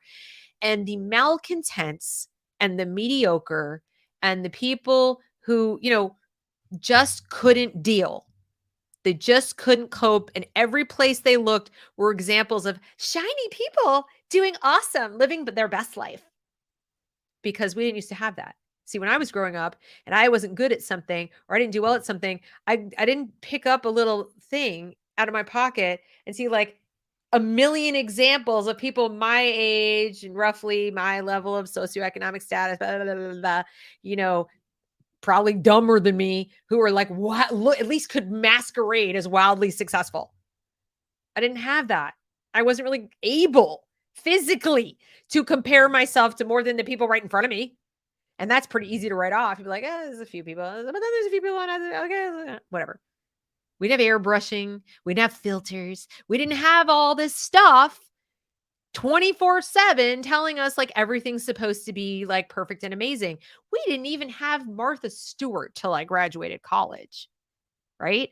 We have we have an entire generation of people who are now parents, but certainly teachers, who have grown up with the notion that because things can be Martha Stewart perfect, TikTok perfect, filter perfect, they should be. And that's total crap. Of course they shouldn't. They can't. So those who realize that's never going to be the case for me, you got two choices. Cope and either realize that that's all bullshit, okay? And that makes it easier to cope, doesn't it? And just kind of go on with your bad self. Or find a way to get some kind of revenge or do something to like get back at the society, culture, people, whatever that you feel like have done you wrong and made it impossible for you to feel good about yourself. And I'm being like armchair psychologist here, but I think we have a lot of really super duper average people who can't cope with it. They're just average. There's nothing wrong with them. I mean, like there's nothing wrong with being average. Okay. And I'm average at a bunch of stuff, but they can't cope. They were never taught how to cope. And we're making it worse now by saying the world has to accommodate you. Diversity, equity, inclusion. It's kind of your job to adapt to the world. It's kind of your job to adapt to the hurdles and obstacles and vicissitudes of life. And the degree to which you can do that is the degree to which you're going to succeed, because that's reality. That's just how it works. And the people who do succeed are the ones who accept that reality and they move on. And they said, nope, not good enough. We need a way to succeed that doesn't require us to actually be competent at anything, that doesn't require us to live in that reality. We don't wanna. It's work. It's hard. It's emotionally challenging. We don't have those emotional reserves because we never built them. We never had to have them because there was always some adult there somewhere going, you're awesome. You're so special. And I think those people have grown up and they run DEI departments where they can go out there and say, reality sucks, reality sucks. Remember, there was a whole movie in the 90s. Remember Reality Bites with, what's her name? Who's Joyce Byers? Winona Ryder and Ethan Hawke and all those people. Reality Bites. They made a whole movie about it. It's like 90s malcontent movie. And it was about these young kids dealing with the fact that, now that we're out of college, reality bites. It's not what we thought it was going to be. And it was actually halfway decent because it showed them like coming face to face with like, the world is not your oyster and everybody isn't just rolling out the red carpet to like welcome you to the world, 21-year-old. Doesn't work like that. Well, I think there are a whole bunch of people who didn't accept the fact that it bit and get on with themselves. So they invented this. Or I should say, took advantage of it. I think this was invented by academics who wanted to pursue social justice. They just have a ready-made army of people willing to carry out their wishes because it perfectly suits their mediocrity. It perfectly suits their neuroses. It perfectly suits their inability to deal with the world as it is. Now, the conspiratorial side of me says there's a possibility, and I think Yuri Bezmenov would agree with this, that the people in academia who wanted to pursue this revolution, if we go all the way back, Frankfurt School back, had it in their mind that this is how we do it. We miseducate at least a generation or two of kids. We further tell them how awesome and fantastic they are, and they're good and dissatisfied. And then we do this. And we basically hobble the rest. You decide. I mean, that's a bit much, right? That sounds kind of cuckoo. But there are those people who think that's exactly what happened.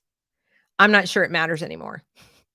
I'm not sure it matters, like, whether that what really happened exactly that way, because that's where we are. That's exactly where we are. The people who staff these departments are absolutely incapable of producing anything of value. I feel very confident in saying that. So that's that. All right. Now, going back to he has more to say. This is system-wide, folks. So I just showed you at the university level, Ohio State. This is happening. And go look at any state university. Look up the DEI department or Department of Equity or Department of Equity Inclusion, and just go to their website and look up the department and look at how many roles they have. If it's a public university, it's got to be open. You can even look up their salaries. All right, but go do that. Go check your state out. You don't have to trust me. You don't have to believe me. It's out there. This is system-wide. He says a true takeover. Scroll through this thread. Where will we start? How about Cartoon Network and KinderCare? There's Cartoon Network. When you see color and the history that comes with it, you can recognize the role racism plays in our culture and appreciate everyone's diversity.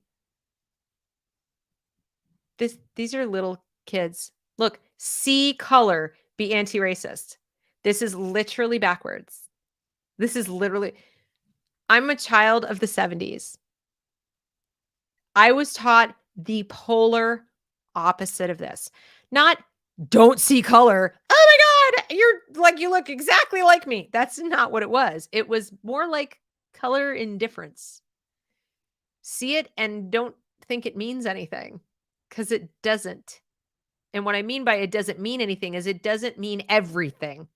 It may mean something, but don't you decide what it means for someone else. That's really rude. That's actually racist. If I look at someone and I see that they look different from me and I decide what that means to them, I'm a racist.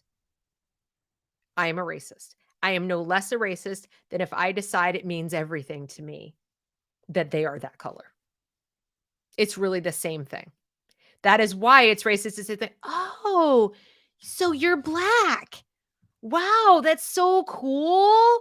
Like, what part of the slave South obviously that's ridiculous, right? I mean, I sound like a complete lunatic, but that may be what's going on in the mind of people who see color to be anti-racist.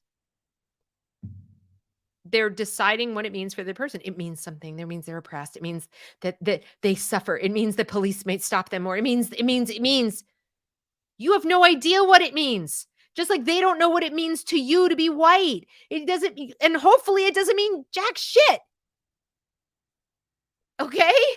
Because it really shouldn't mean super much to them to be black. Except insofar as you're going to be the white person going, oh my God, you're black. We've made race far too important. We've made it a thing again. When before it was like incidental. It was like a thing that you might have to describe to someone else if you had to pick two people out of, a group of people in a crowd. Which guy? And if you couldn't say the one in the green sweatshirt or something, you might say, well, the black one or the white one or whatever. Maybe because it's like easily observable with your eyes. But that was about it. That was about it. Now, if you say to somebody like, oh, I have black friends, people don't even consider that racist anymore. I hear it and I go, ew. It just sounds weird to me. And yet these people want to teach kids to do that. See color, be anti-racist. If you're not anti-racist, you're racist. Assume all white people are racist. That's what Kendi says. That's what D'Angelo says. If you're not actively fighting racism, like it's everywhere, it's part of every interaction, then you're racist. And they want to teach small children this through cartoons. Then we have KinderCare. Empathy, compassion, equitable spaces, inclusion services team. This is daycare. This is daycare. We are talking about infants through 5, 6. This dogma has completely consumed the multi-billion-dollar DEI industry, and its toxic sludge is seeping down every crack. Babies and toddlers. Babies and toddlers. It's never too early to learn about diversity. Everyone said, oh, that's such crap. Did we not just hear from Stephanie? It is absolutely too early to talk about abstract concepts. These are concrete beings. Babies are putting their feet in their mouths to learn about the world. They're putting everything in their mouths. That's about where they are. That's how concrete they are. So yeah, it's too early to be learning about diversity, equity, and inclusion. Babies begin to notice physical difference in others by 3 months of age. This is a hotly disputed topic, by the way. They took one research study about eye movements and they've extrapolated that to mean something. When I talk to you guys about indoctrination and about all this, this is what I'm talking about. We take something, may even be a fact, okay? But especially if it's not a fact, it's just an opinion. We present it uncritically and we expect you to accept it uncritically. And worse, we repeat it over and over and over and over and over and over and over and over and over again. You don't have time to ask any questions about it. And we extrapolate and stretch it as far as it'll go, way past what it originally was if it was a fact. And that's what this research is. The lessons they learn now will build on new ones as your child grows, helping them develop a foundation for empathy, compassion, and understanding. Nope. You know how they learn empathy, compassion, and understanding from this age? You show them empathy, compassion, and understanding. They learn by example. They learn by feeling it. Do you know what's not empathetic and compassionate? To confuse a small child by teaching them abstract concepts, complex concepts, higher order thinking way before their brains are capable and way before they even have a vocabulary to express their discomfort with it. That's not empathetic. That's not compassionate. It's definitely not understanding child development. So it's very unlikely they're going to learn those things because you're doing it wrong. You're doing it wrong. You can't even, by the way, teach an adult empathy, compassion, and understanding through rote learning. That's not how it works. Go to a corporate professional development training and try to book teach, or lecture, even role play empathy and compassion. Good luck. Can't, because it's not how those things are learned. They're learned by experiencing them. And even then, not everyone is capable of learning that, depending on what their attachment was with their family of origin. So if they have crap attachment at home, it's unlikely that the kinder care is going to be able to fix that. There are 1,500 kinder care locations across the U.S. At kinder care, it's never too early to learn about blah, blah, blah, blah, blah. Diversity, equity, inclusion, kinder care. Your child belongs in our circle. No matter how little your child is, you have big dreams for their future. So do we. At the heart of it all is making sure they grow up to be happy, show kindness to others, and make the world a better place. They are babies, and they're already obligating them to make the world a better place. They're already outside their individual goals. They're already. You have big dreams, so do we. No, you don't get to have big dreams for my kids. That is not your job. That is not your province. You don't get to do that. How dare you? They're my kids and they belong to themselves.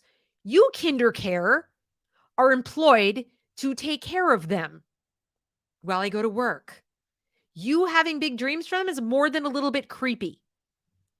Why don't we just accept this crap? Like, we read this stuff and we go, oh, that's so nice. They have big dreams for my child. I want everyone to have big dreams for my child. No, you don't. Why would you want that? Why would you want a total stranger, never mind a corporation with thousands of locations that's worth hundreds of millions of dollars, to have big dreams for your child? Why do you want that? You shouldn't want that. I'm here to tell you. Okay. Let's see. Introduce diverse experiences. They're babies. Read books that show different cultures, identities, and characters than those in your own home. So they're reading a lot of books full of white kids in the black neighborhood, are they? Because I bet they're probably not. Ibram X. Kendi already complained about that. He complained about going to his daughter's daycare where she's a 2-year-old. This happened recently. And he complained that the doll she was playing with was a white doll at her daycare. She was playing with a white doll, and he actually took the doll away from her. And he's like, was I right to do that? I'm like, no, you're an asshole. But okay, let's keep going. So he's complaining because he says, why does she have to have this? Because there are no other dolls for her to choose from. Blah, blah, blah. Well, I don't know, Abram.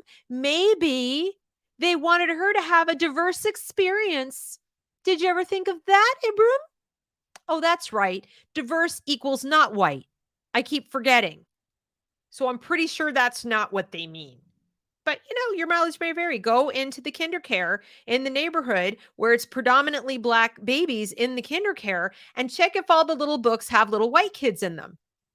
Because I'm going to bet at this stage in 2022, they don't. Tune the radio to new music genres and share little tastes of food with a wide variety of flavors. How about just pay attention to your child and get your nose out of your phone? Just saying. Point at same and different. Why? Why are we doing this with people? Why are we doing this? Bring your baby's attention to things they can see that are different and the same about themselves and yourself. Pointing to and naming parts of your body that are the same, blah, blah, blah. And I presume they mean also looking at people that are different. Using classroom materials that reflect diverse identities, creating accessible and equitable spaces. And I love this, educating children to help them recognize and speak out against unfairness, injustice, and prejudice. They are babies and toddlers. Injustice. They haven't had that chance to explore the world around them. A core tenet of anti-racism is to see color. Yes, the polar opposite of color-blindness. I know the presented rationale. I see a different motive. Planting the seed in young kids' minds is sick. Also valuable from kinder care to Cartoon Network. This is what we talked about, the point out same and different.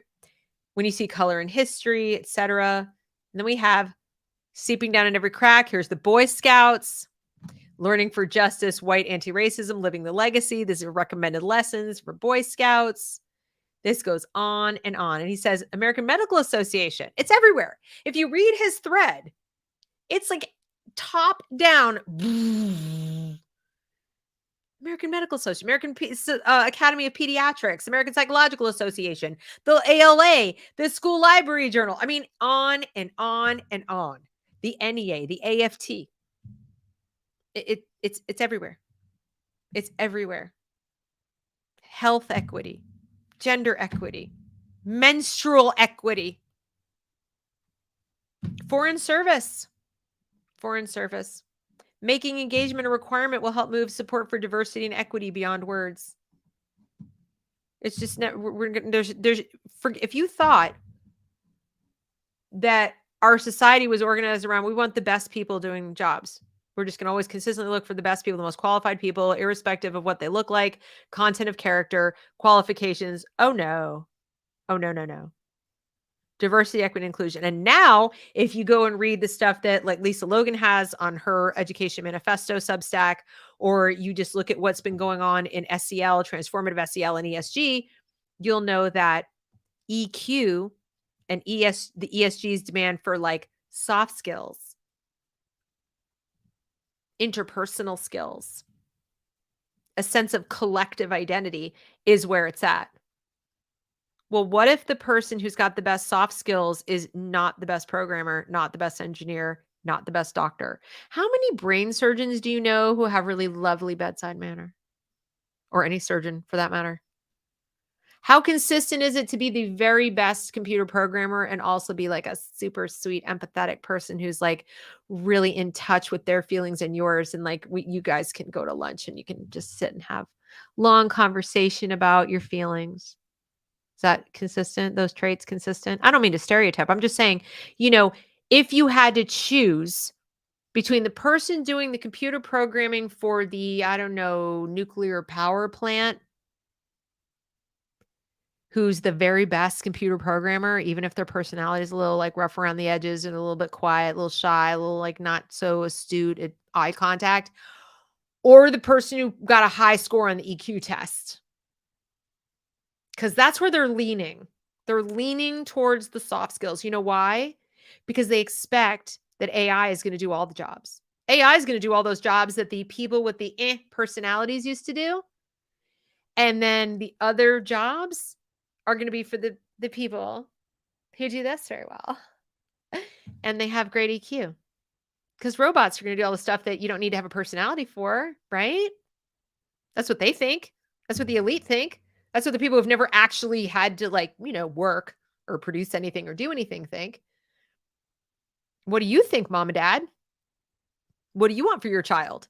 Is your child naturally a high EQ, emotive person with a lovely, charming personality? Or is your kid, like they're getting there, but they're a little awkward or whatever? Well, guess what? They're being monitored through these surveys in class, as young as preschool. And they're being, it's being documented about their personality. And you know what goes down is having like a, not very cooperative, not a team player. You know what goes down as that? If you're a little too individualistic, if you don't want to be part of the group, if you don't see yourself as part of the collective, if you question the social justice narrative, I don't know, we've got a problem. Yeah, they might be one of those MAGA Republican extremists. You think I'm kidding? I'm not kidding. They won't call them that because they're little kids, but they will come up with a new term. It's problematic to be an individualist these days. It's quite dangerous, actually.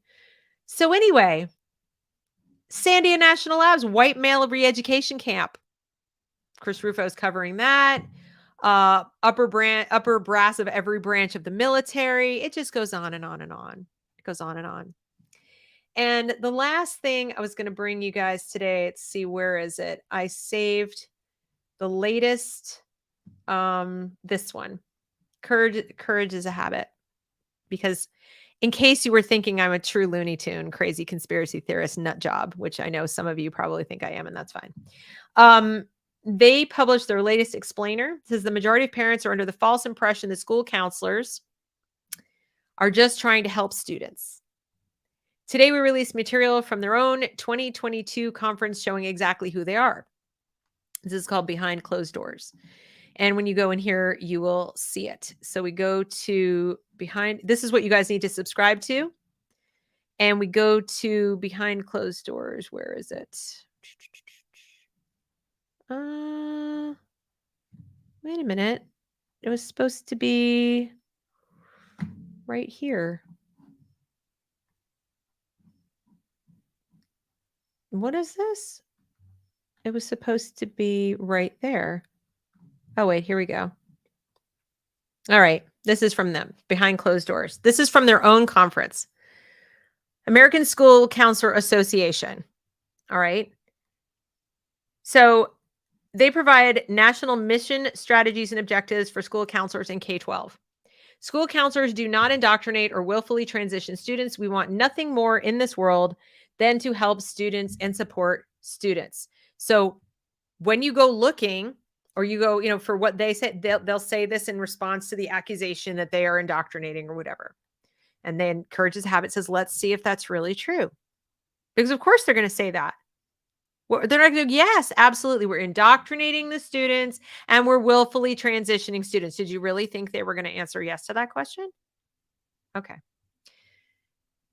ASCA is training school counselors to indoctrinate children towards CRT and the transgender cult. This is taken directly from their schedule of sessions as part of the ASCA 2022 conference. These are their words, okay? It is an expectation, not the exception, for school counselors to integrate multiculturalism and social justice perspectives into their work as advocates and leaders. So your kid goes to the counselor or is referred to the counselor. Why is this relevant to their counseling? Your child as an individual is having problems. Where does multiculturalism and social justice perspectives come into that? So here are their topics. Anti-racism starts with us. Why would it start with the school counselors? Now, if you've got a student being referred to you because they're a vicious little racist and they're walking around the school calling people names and doing whatever, then like, okay, but wouldn't you do that anyway? Do you need to go to a professional development training to counsel the individual student who's behaving like a little bigot openly and in front of everyone that they shouldn't do that? That's cruel and awful and closed-minded? Not just because it's racist, but because it's just mean? Okay? Become an LGBTQ inclusive school. Again, what does this have to do with counseling individual students? Remember, you have tiers of support. And school counselor is not teacher. School counselor is not the person who's dealing with a whole classroom full of kids all the time. They're not supposed to be. And not every kid needs therapy, and school isn't group therapy. Legal and ethical considerations, student surveys. Spoiler alert, you're not supposed to do them. There you go. Equity in action through systemic change. Again, school counseling. Teach grad students trauma-informed practices. By the way, trauma-informed practices just mean here's how to cause trauma. So you can then leverage it to trauma bond with the student and get them to do what you want. And again, if you think I'm kidding, I'm not. Support transgender and gender expansive students. Gender expansive, by the way, is what we're going to call everybody else who isn't transitioning, but is afraid to call themselves straight anymore because that's too normie and meh. School counselors, legal literacy and ethical practice, DEI town hall. There's DEI again. This is their own stuff. And here's a conference. You can go there and you can watch the videos. This is them claiming that school counselors are master manipulators. Their words, not mine. CRT lens.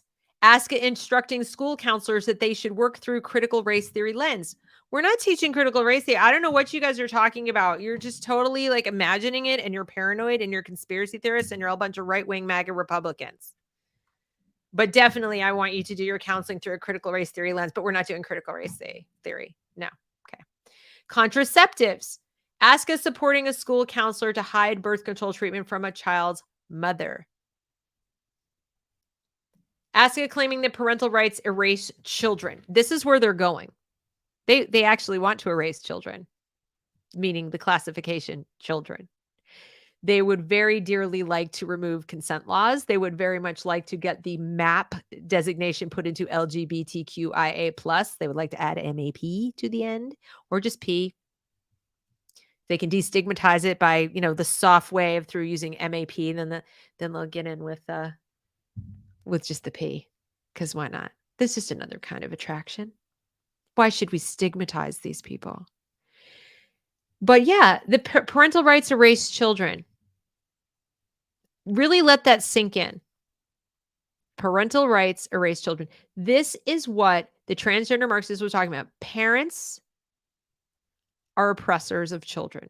This is why they feel free to triangulate. This is why they teach each other and talk about how they're doing such a great thing. They see themselves as saviors and liberators of these children from us. We're bad. We don't have their best interests at heart. We're projecting our wishes onto them. We're indoctrinating them into our faith and our values and our morals and our social norms and our terribly individualistic, enlightenment informed culture. Ugh, so not Marxist. It's so anti-Marxist. They want to replace parents and they want to erase the designation child. And they really believe this. These are counselors. You don't even want to know what the social workers are doing. I promise you, you don't. All right. So here we have their PowerPoint presentation. What do we do if a student who is not transgender complains about being uncomfortable with students who are transgender and gender expansive? We continue to educate our students as we always have. We report all forms of bullying and harassment to our administrators. Sort of makes you wonder if the student going, I'm uncomfortable with a boy who says he's a girl in the girls' bathroom or locker room because I just don't feel safe. Well, we're going to report that as, but what makes you wonder? Is that reported as bullying? Sexual orientation and gender, including gender identity and expression, are protected categories under Title IX. So remember the other day when I said it was indoctrination to present this stuff as fact? to present it as a foregone conclusion. You're not allowed to question it or, or be critical of it. Sexual orientation and gender, including gender identity and expression, are protected categories.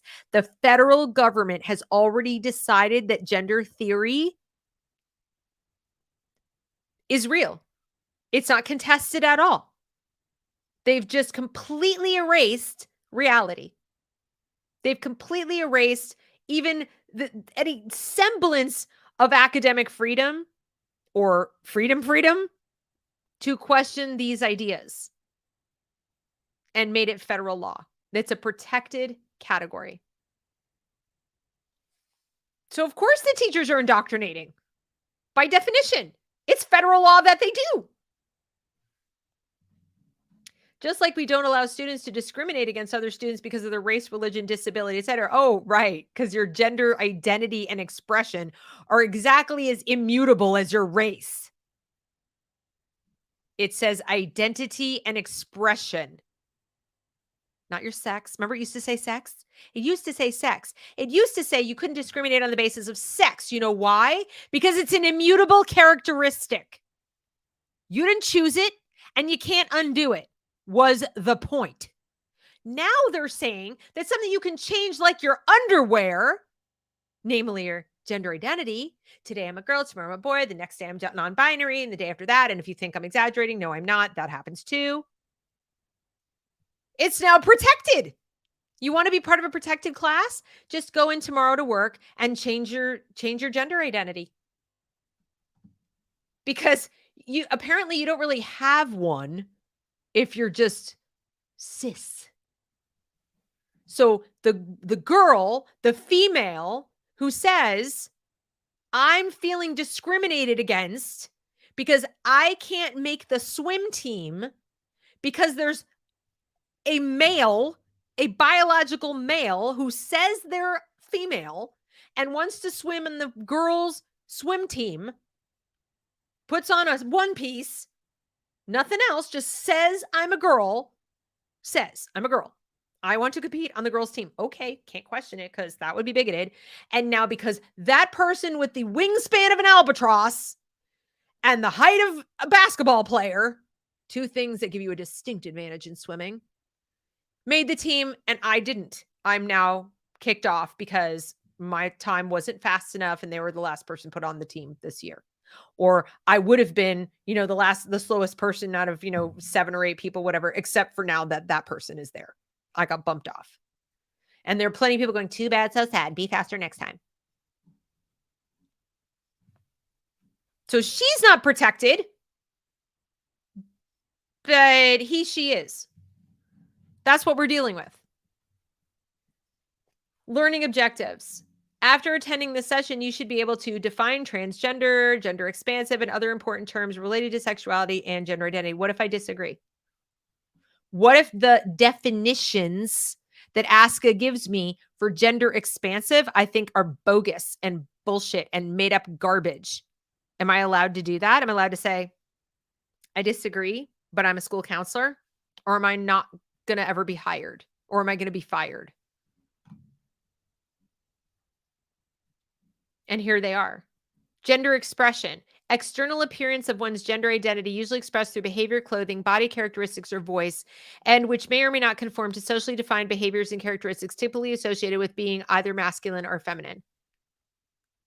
This is reductive. This is regressive. And this is, I feel like I've gone back to 1950. When did this have any? So my gender expression of being female is tied up in all this crap? What if I say, no, it's not? Am I allowed to decide that? Or do other people get to decide that for me? Mind you, these are children. And then we have these legal name, affirmed name, dead naming, misgendering. Okay. Now, school counseling in 1998, really not all that long ago historically. This is, by the way, very similar to the ethical standard that I had to read in 1990 when I became an elementary school teacher. refrains from consciously encouraging, let's say, the student's acceptance of values, lifestyles, plans, decisions, and beliefs that represent the counselor's personal orientation. Mine was slightly different, but it was like refrains from consciously, challenging parents and blah, blah, blah, encouraging beliefs and politics, but all these kinds of things. And it was very clear. You keep your personal views out of the classroom. You don't try to influence the child personally about what to believe and all that kind of stuff. What parents should know: ask a trained school counselors to hide students' sex and gender preferences from parents. They also partner with radical organizations such as GLSEN and bring in GSA clubs in K-12. These organizations advocate for pronoun and name changes to be hidden from parents, transition closets in the classroom without parental knowledge, sexually explicit books made available to students, transgender topics to be introduced in elementary school. This is just going to, I'm sure not everyone that I want to hear this is going to hear this, but I'm going to say it anyway. I have a new policy on this channel that if anyone writes in a comment, can you send me evidence? Because I don't need to really see that this is happening. That you keep talking about this indoctrination, and can you send me evidence? No. The answer is no. If you don't believe me, go find the evidence that it's not there. Show me that I'm wrong. Prove to me I am wrong. I am not doing your homework for you any damn more. I have over 500 videos here. You don't have to watch them all. That's fine. I don't mean to be hostile to the audience, but I am getting dozens and dozens and dozens a day of, you need to prove to me. You need to prove to me. You need to. No, I don't. It's 2022. Unless you're living in a cave under the polar ice cap, if you were sincere, if you were genuine about wanting to know whether this stuff is really happening, you would have gone somewhere else before coming and yelling at me that I need to provide you with proof. I don't need to do a damn thing. I am on YouTube of my own accord. I don't get paid to do this. I make these videos. Take it or leave it. If you don't like it, you don't agree with it, you know what to do. But no, I don't need to send you evidence. I put the evidence here. Watch the video. You don't want to watch the video? Don't watch the video. But I'm done doing people's homework. Go to Courage Without a Habit. Go Courage with a Habit. Courage Without a Habit. Courage is a habit. Go there. Subscribe. Get the newsletter. Share with all your friends. Next time someone comes to you and says, I don't believe you, you're going to just send them a link if you want to. Otherwise, just say no like I do. I'm sick and tired of it. These are your children. Your children. It is not anybody else's job to prove to you that something is happening or not happening. I provide this for the people who believe that it is and want to see what it looks like and want to learn about it and want to better understand it and want to fight back against it. I am not here to prove anything to you. Not at all. I got this much to gain from proving it to you. So that's that. Okay? That's Courage is a Habit. And that's basically all the stuff I had to share. I'm sorry I get so fired up about that, but it's every day. It's constant. And a lot of people say to me, like, well, just ignore it, Deb. Just ignore, that they're saying you have to prove it. Whatever. I'm going to. From now on, I'm going to. But just in case anybody's in the audience who might be one of those people, know in advance why I'm going to be ignoring you. It'll be ignoring, or if somebody's persistent or obnoxious, like, you need to do this. No. No, I don't. No, I don't need to do any of those things. Because again, I don't get paid to do this. So I'm not getting paid with your tax dollars.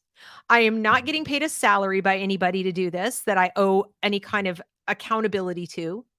I do this on my own time, on my own dime, of my own accord, as a public service. If you don't think it's a public service, then don't waste your time. Go do something else. But the people who owe you an explanation, the ones you should be going, you need to prove to me this benefits my child. You need to prove to me that the stuff you're doing behind closed doors with my minor child, to whom, I'm entrusting you with my kid.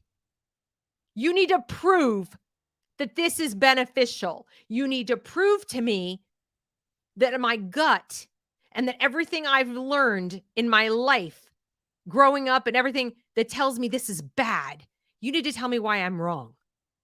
And you're going to have to do a better job than you're a bigot. That's not proof. That's ad hominem. None of these people have proven to anybody that this crap needs to happen. They make grandiose statements like, oh, we're saving lives. There are some detransitioners, roughly 20,000 of them, that would beg to differ. We're being helpful. There are millions of parents that would beg to differ. They have confused children, children who are cutting, children who are crying, children who need help, children who won't talk to them anymore. How is this helpful? But instead, people are coming to me, prove to me this is happening. And I'm not talking, guys, I'm not talking about leftists. I'm not talking about the random person who loves this crap. They don't bother with me because I'm nobody. I'm nobody to them. They go bigger. They go to big people. I'm talking about the people who are technically in my audience. Parents and other people who claim to, really care, and they don't want, bad things to happen to their kids, but they're so attached to their fantasy notion that public schools are really fine. Public schools are great. Public schools are okay. Public schools aren't that bad. But whatever their fantasy is, that I'm a crazy person because that's how they sleep at night, or that's how they can drop their kid off every day. And then they demand that I prove things to them? No, I'm sorry. Mom, dad, aunt, uncle, grandma, grandpa, your quibble is with the school, because I'm not alone. Like I said, I'm not a big voice in this platform or any platform. You got Chris Rufo. You've got all these other people way bigger than me. Courage is a Habit is bigger than I am. Okay. And they are putting blood, sweat, tears, and millions of dollars into trying on their own, by the way, not dark money funded like some of these other organizations, trying to wake you up about this stuff. And go to the source. Start making demands of the schools. Start making demands of the teachers. Start making demands of the people who are pushing this garbage. If your child sees a counselor, demand to know their point of view. Demand to know their worldview. And if you're afraid to do that, ask yourself why. I've had this happen too. You need to prove to me because I'm afraid to ask the counselor. I'm sorry. What? No, I don't. You need to grow a spine. If you're afraid to ask the counselor, then you need to get your kid out of that school, because your child should not be behind closed doors with someone you're afraid of. If you think they're going to call DSS on you because you asked a question, then you have absolutely no business having your child darken the door of that school. If that fear is genuine, get the hell out now. Because you shouldn't have your child somewhere you can't ask questions. If you're afraid that going to a school board meeting and raising your voice and saying, I disagree with this SEL stuff and we need to stop spending money on it because you're brainwashing our children, I'm not the person that you need. I don't know. You need God. You need something, but you don't need me. And you sure as hell don't need me proving things to you, because I can't. I can't. I'm just one person with a microphone on the internet. The people that I'm talking to who can benefit from what I'm doing, like I said, are the ones who are already like, yeah, something's not right. I'm not buying what they're selling. It feels all bad to me. And I don't know, but I just need to know the vocabulary. I need to know the vocab. I need to know where to look. I need to know how to uncover it. And I need to have a better, deeper understanding so that if I have to go and explain it to my spouse, I need to explain it to the school, I need to go talk to the counselor, or I need to have the guts and the gumption and the wherewithal and the commitment to get out. I need a little more information. But that is a far cry from you need to prove to me. Not doing it anymore. I'm done. 2 years in. Sorry. I'm out. I don't need to prove anything. I just don't. They're your children. You need to prove to them someday that you did your very best to get them the best education that you possibly could. And you are going to need to demonstrate to them, and only them, maybe yourself and your conscience, that you really tried. You tried. Not Deb filming on the internet. So, sorry to get a little spicy here, but it's 9/11 and I was in kind of a icky mood all day. So that's what I had. And that brings me to the end of this show. It was kind of longer than usual. I apologize. So, thank you for listening. Thank you for watching. And as always, like, share, subscribe. I appreciate the support. Like I said again, I'm sorry if I got a little hot under the collar. It's been coming fast and furious lately. I don't know who I pissed off. But like I said, it wasn't on the left. That's what kills me. It's not them. I'm not getting leftist trolls. I'm getting people that you would think would either not listen at all or would just say, "Okay, I wanna understand, but I don't really get it, and can you help me?" And, like, with a little humility, not, "You need to be." I'm just mm-mm, no more. Thank you guys. Have a great night, and I will see you next time.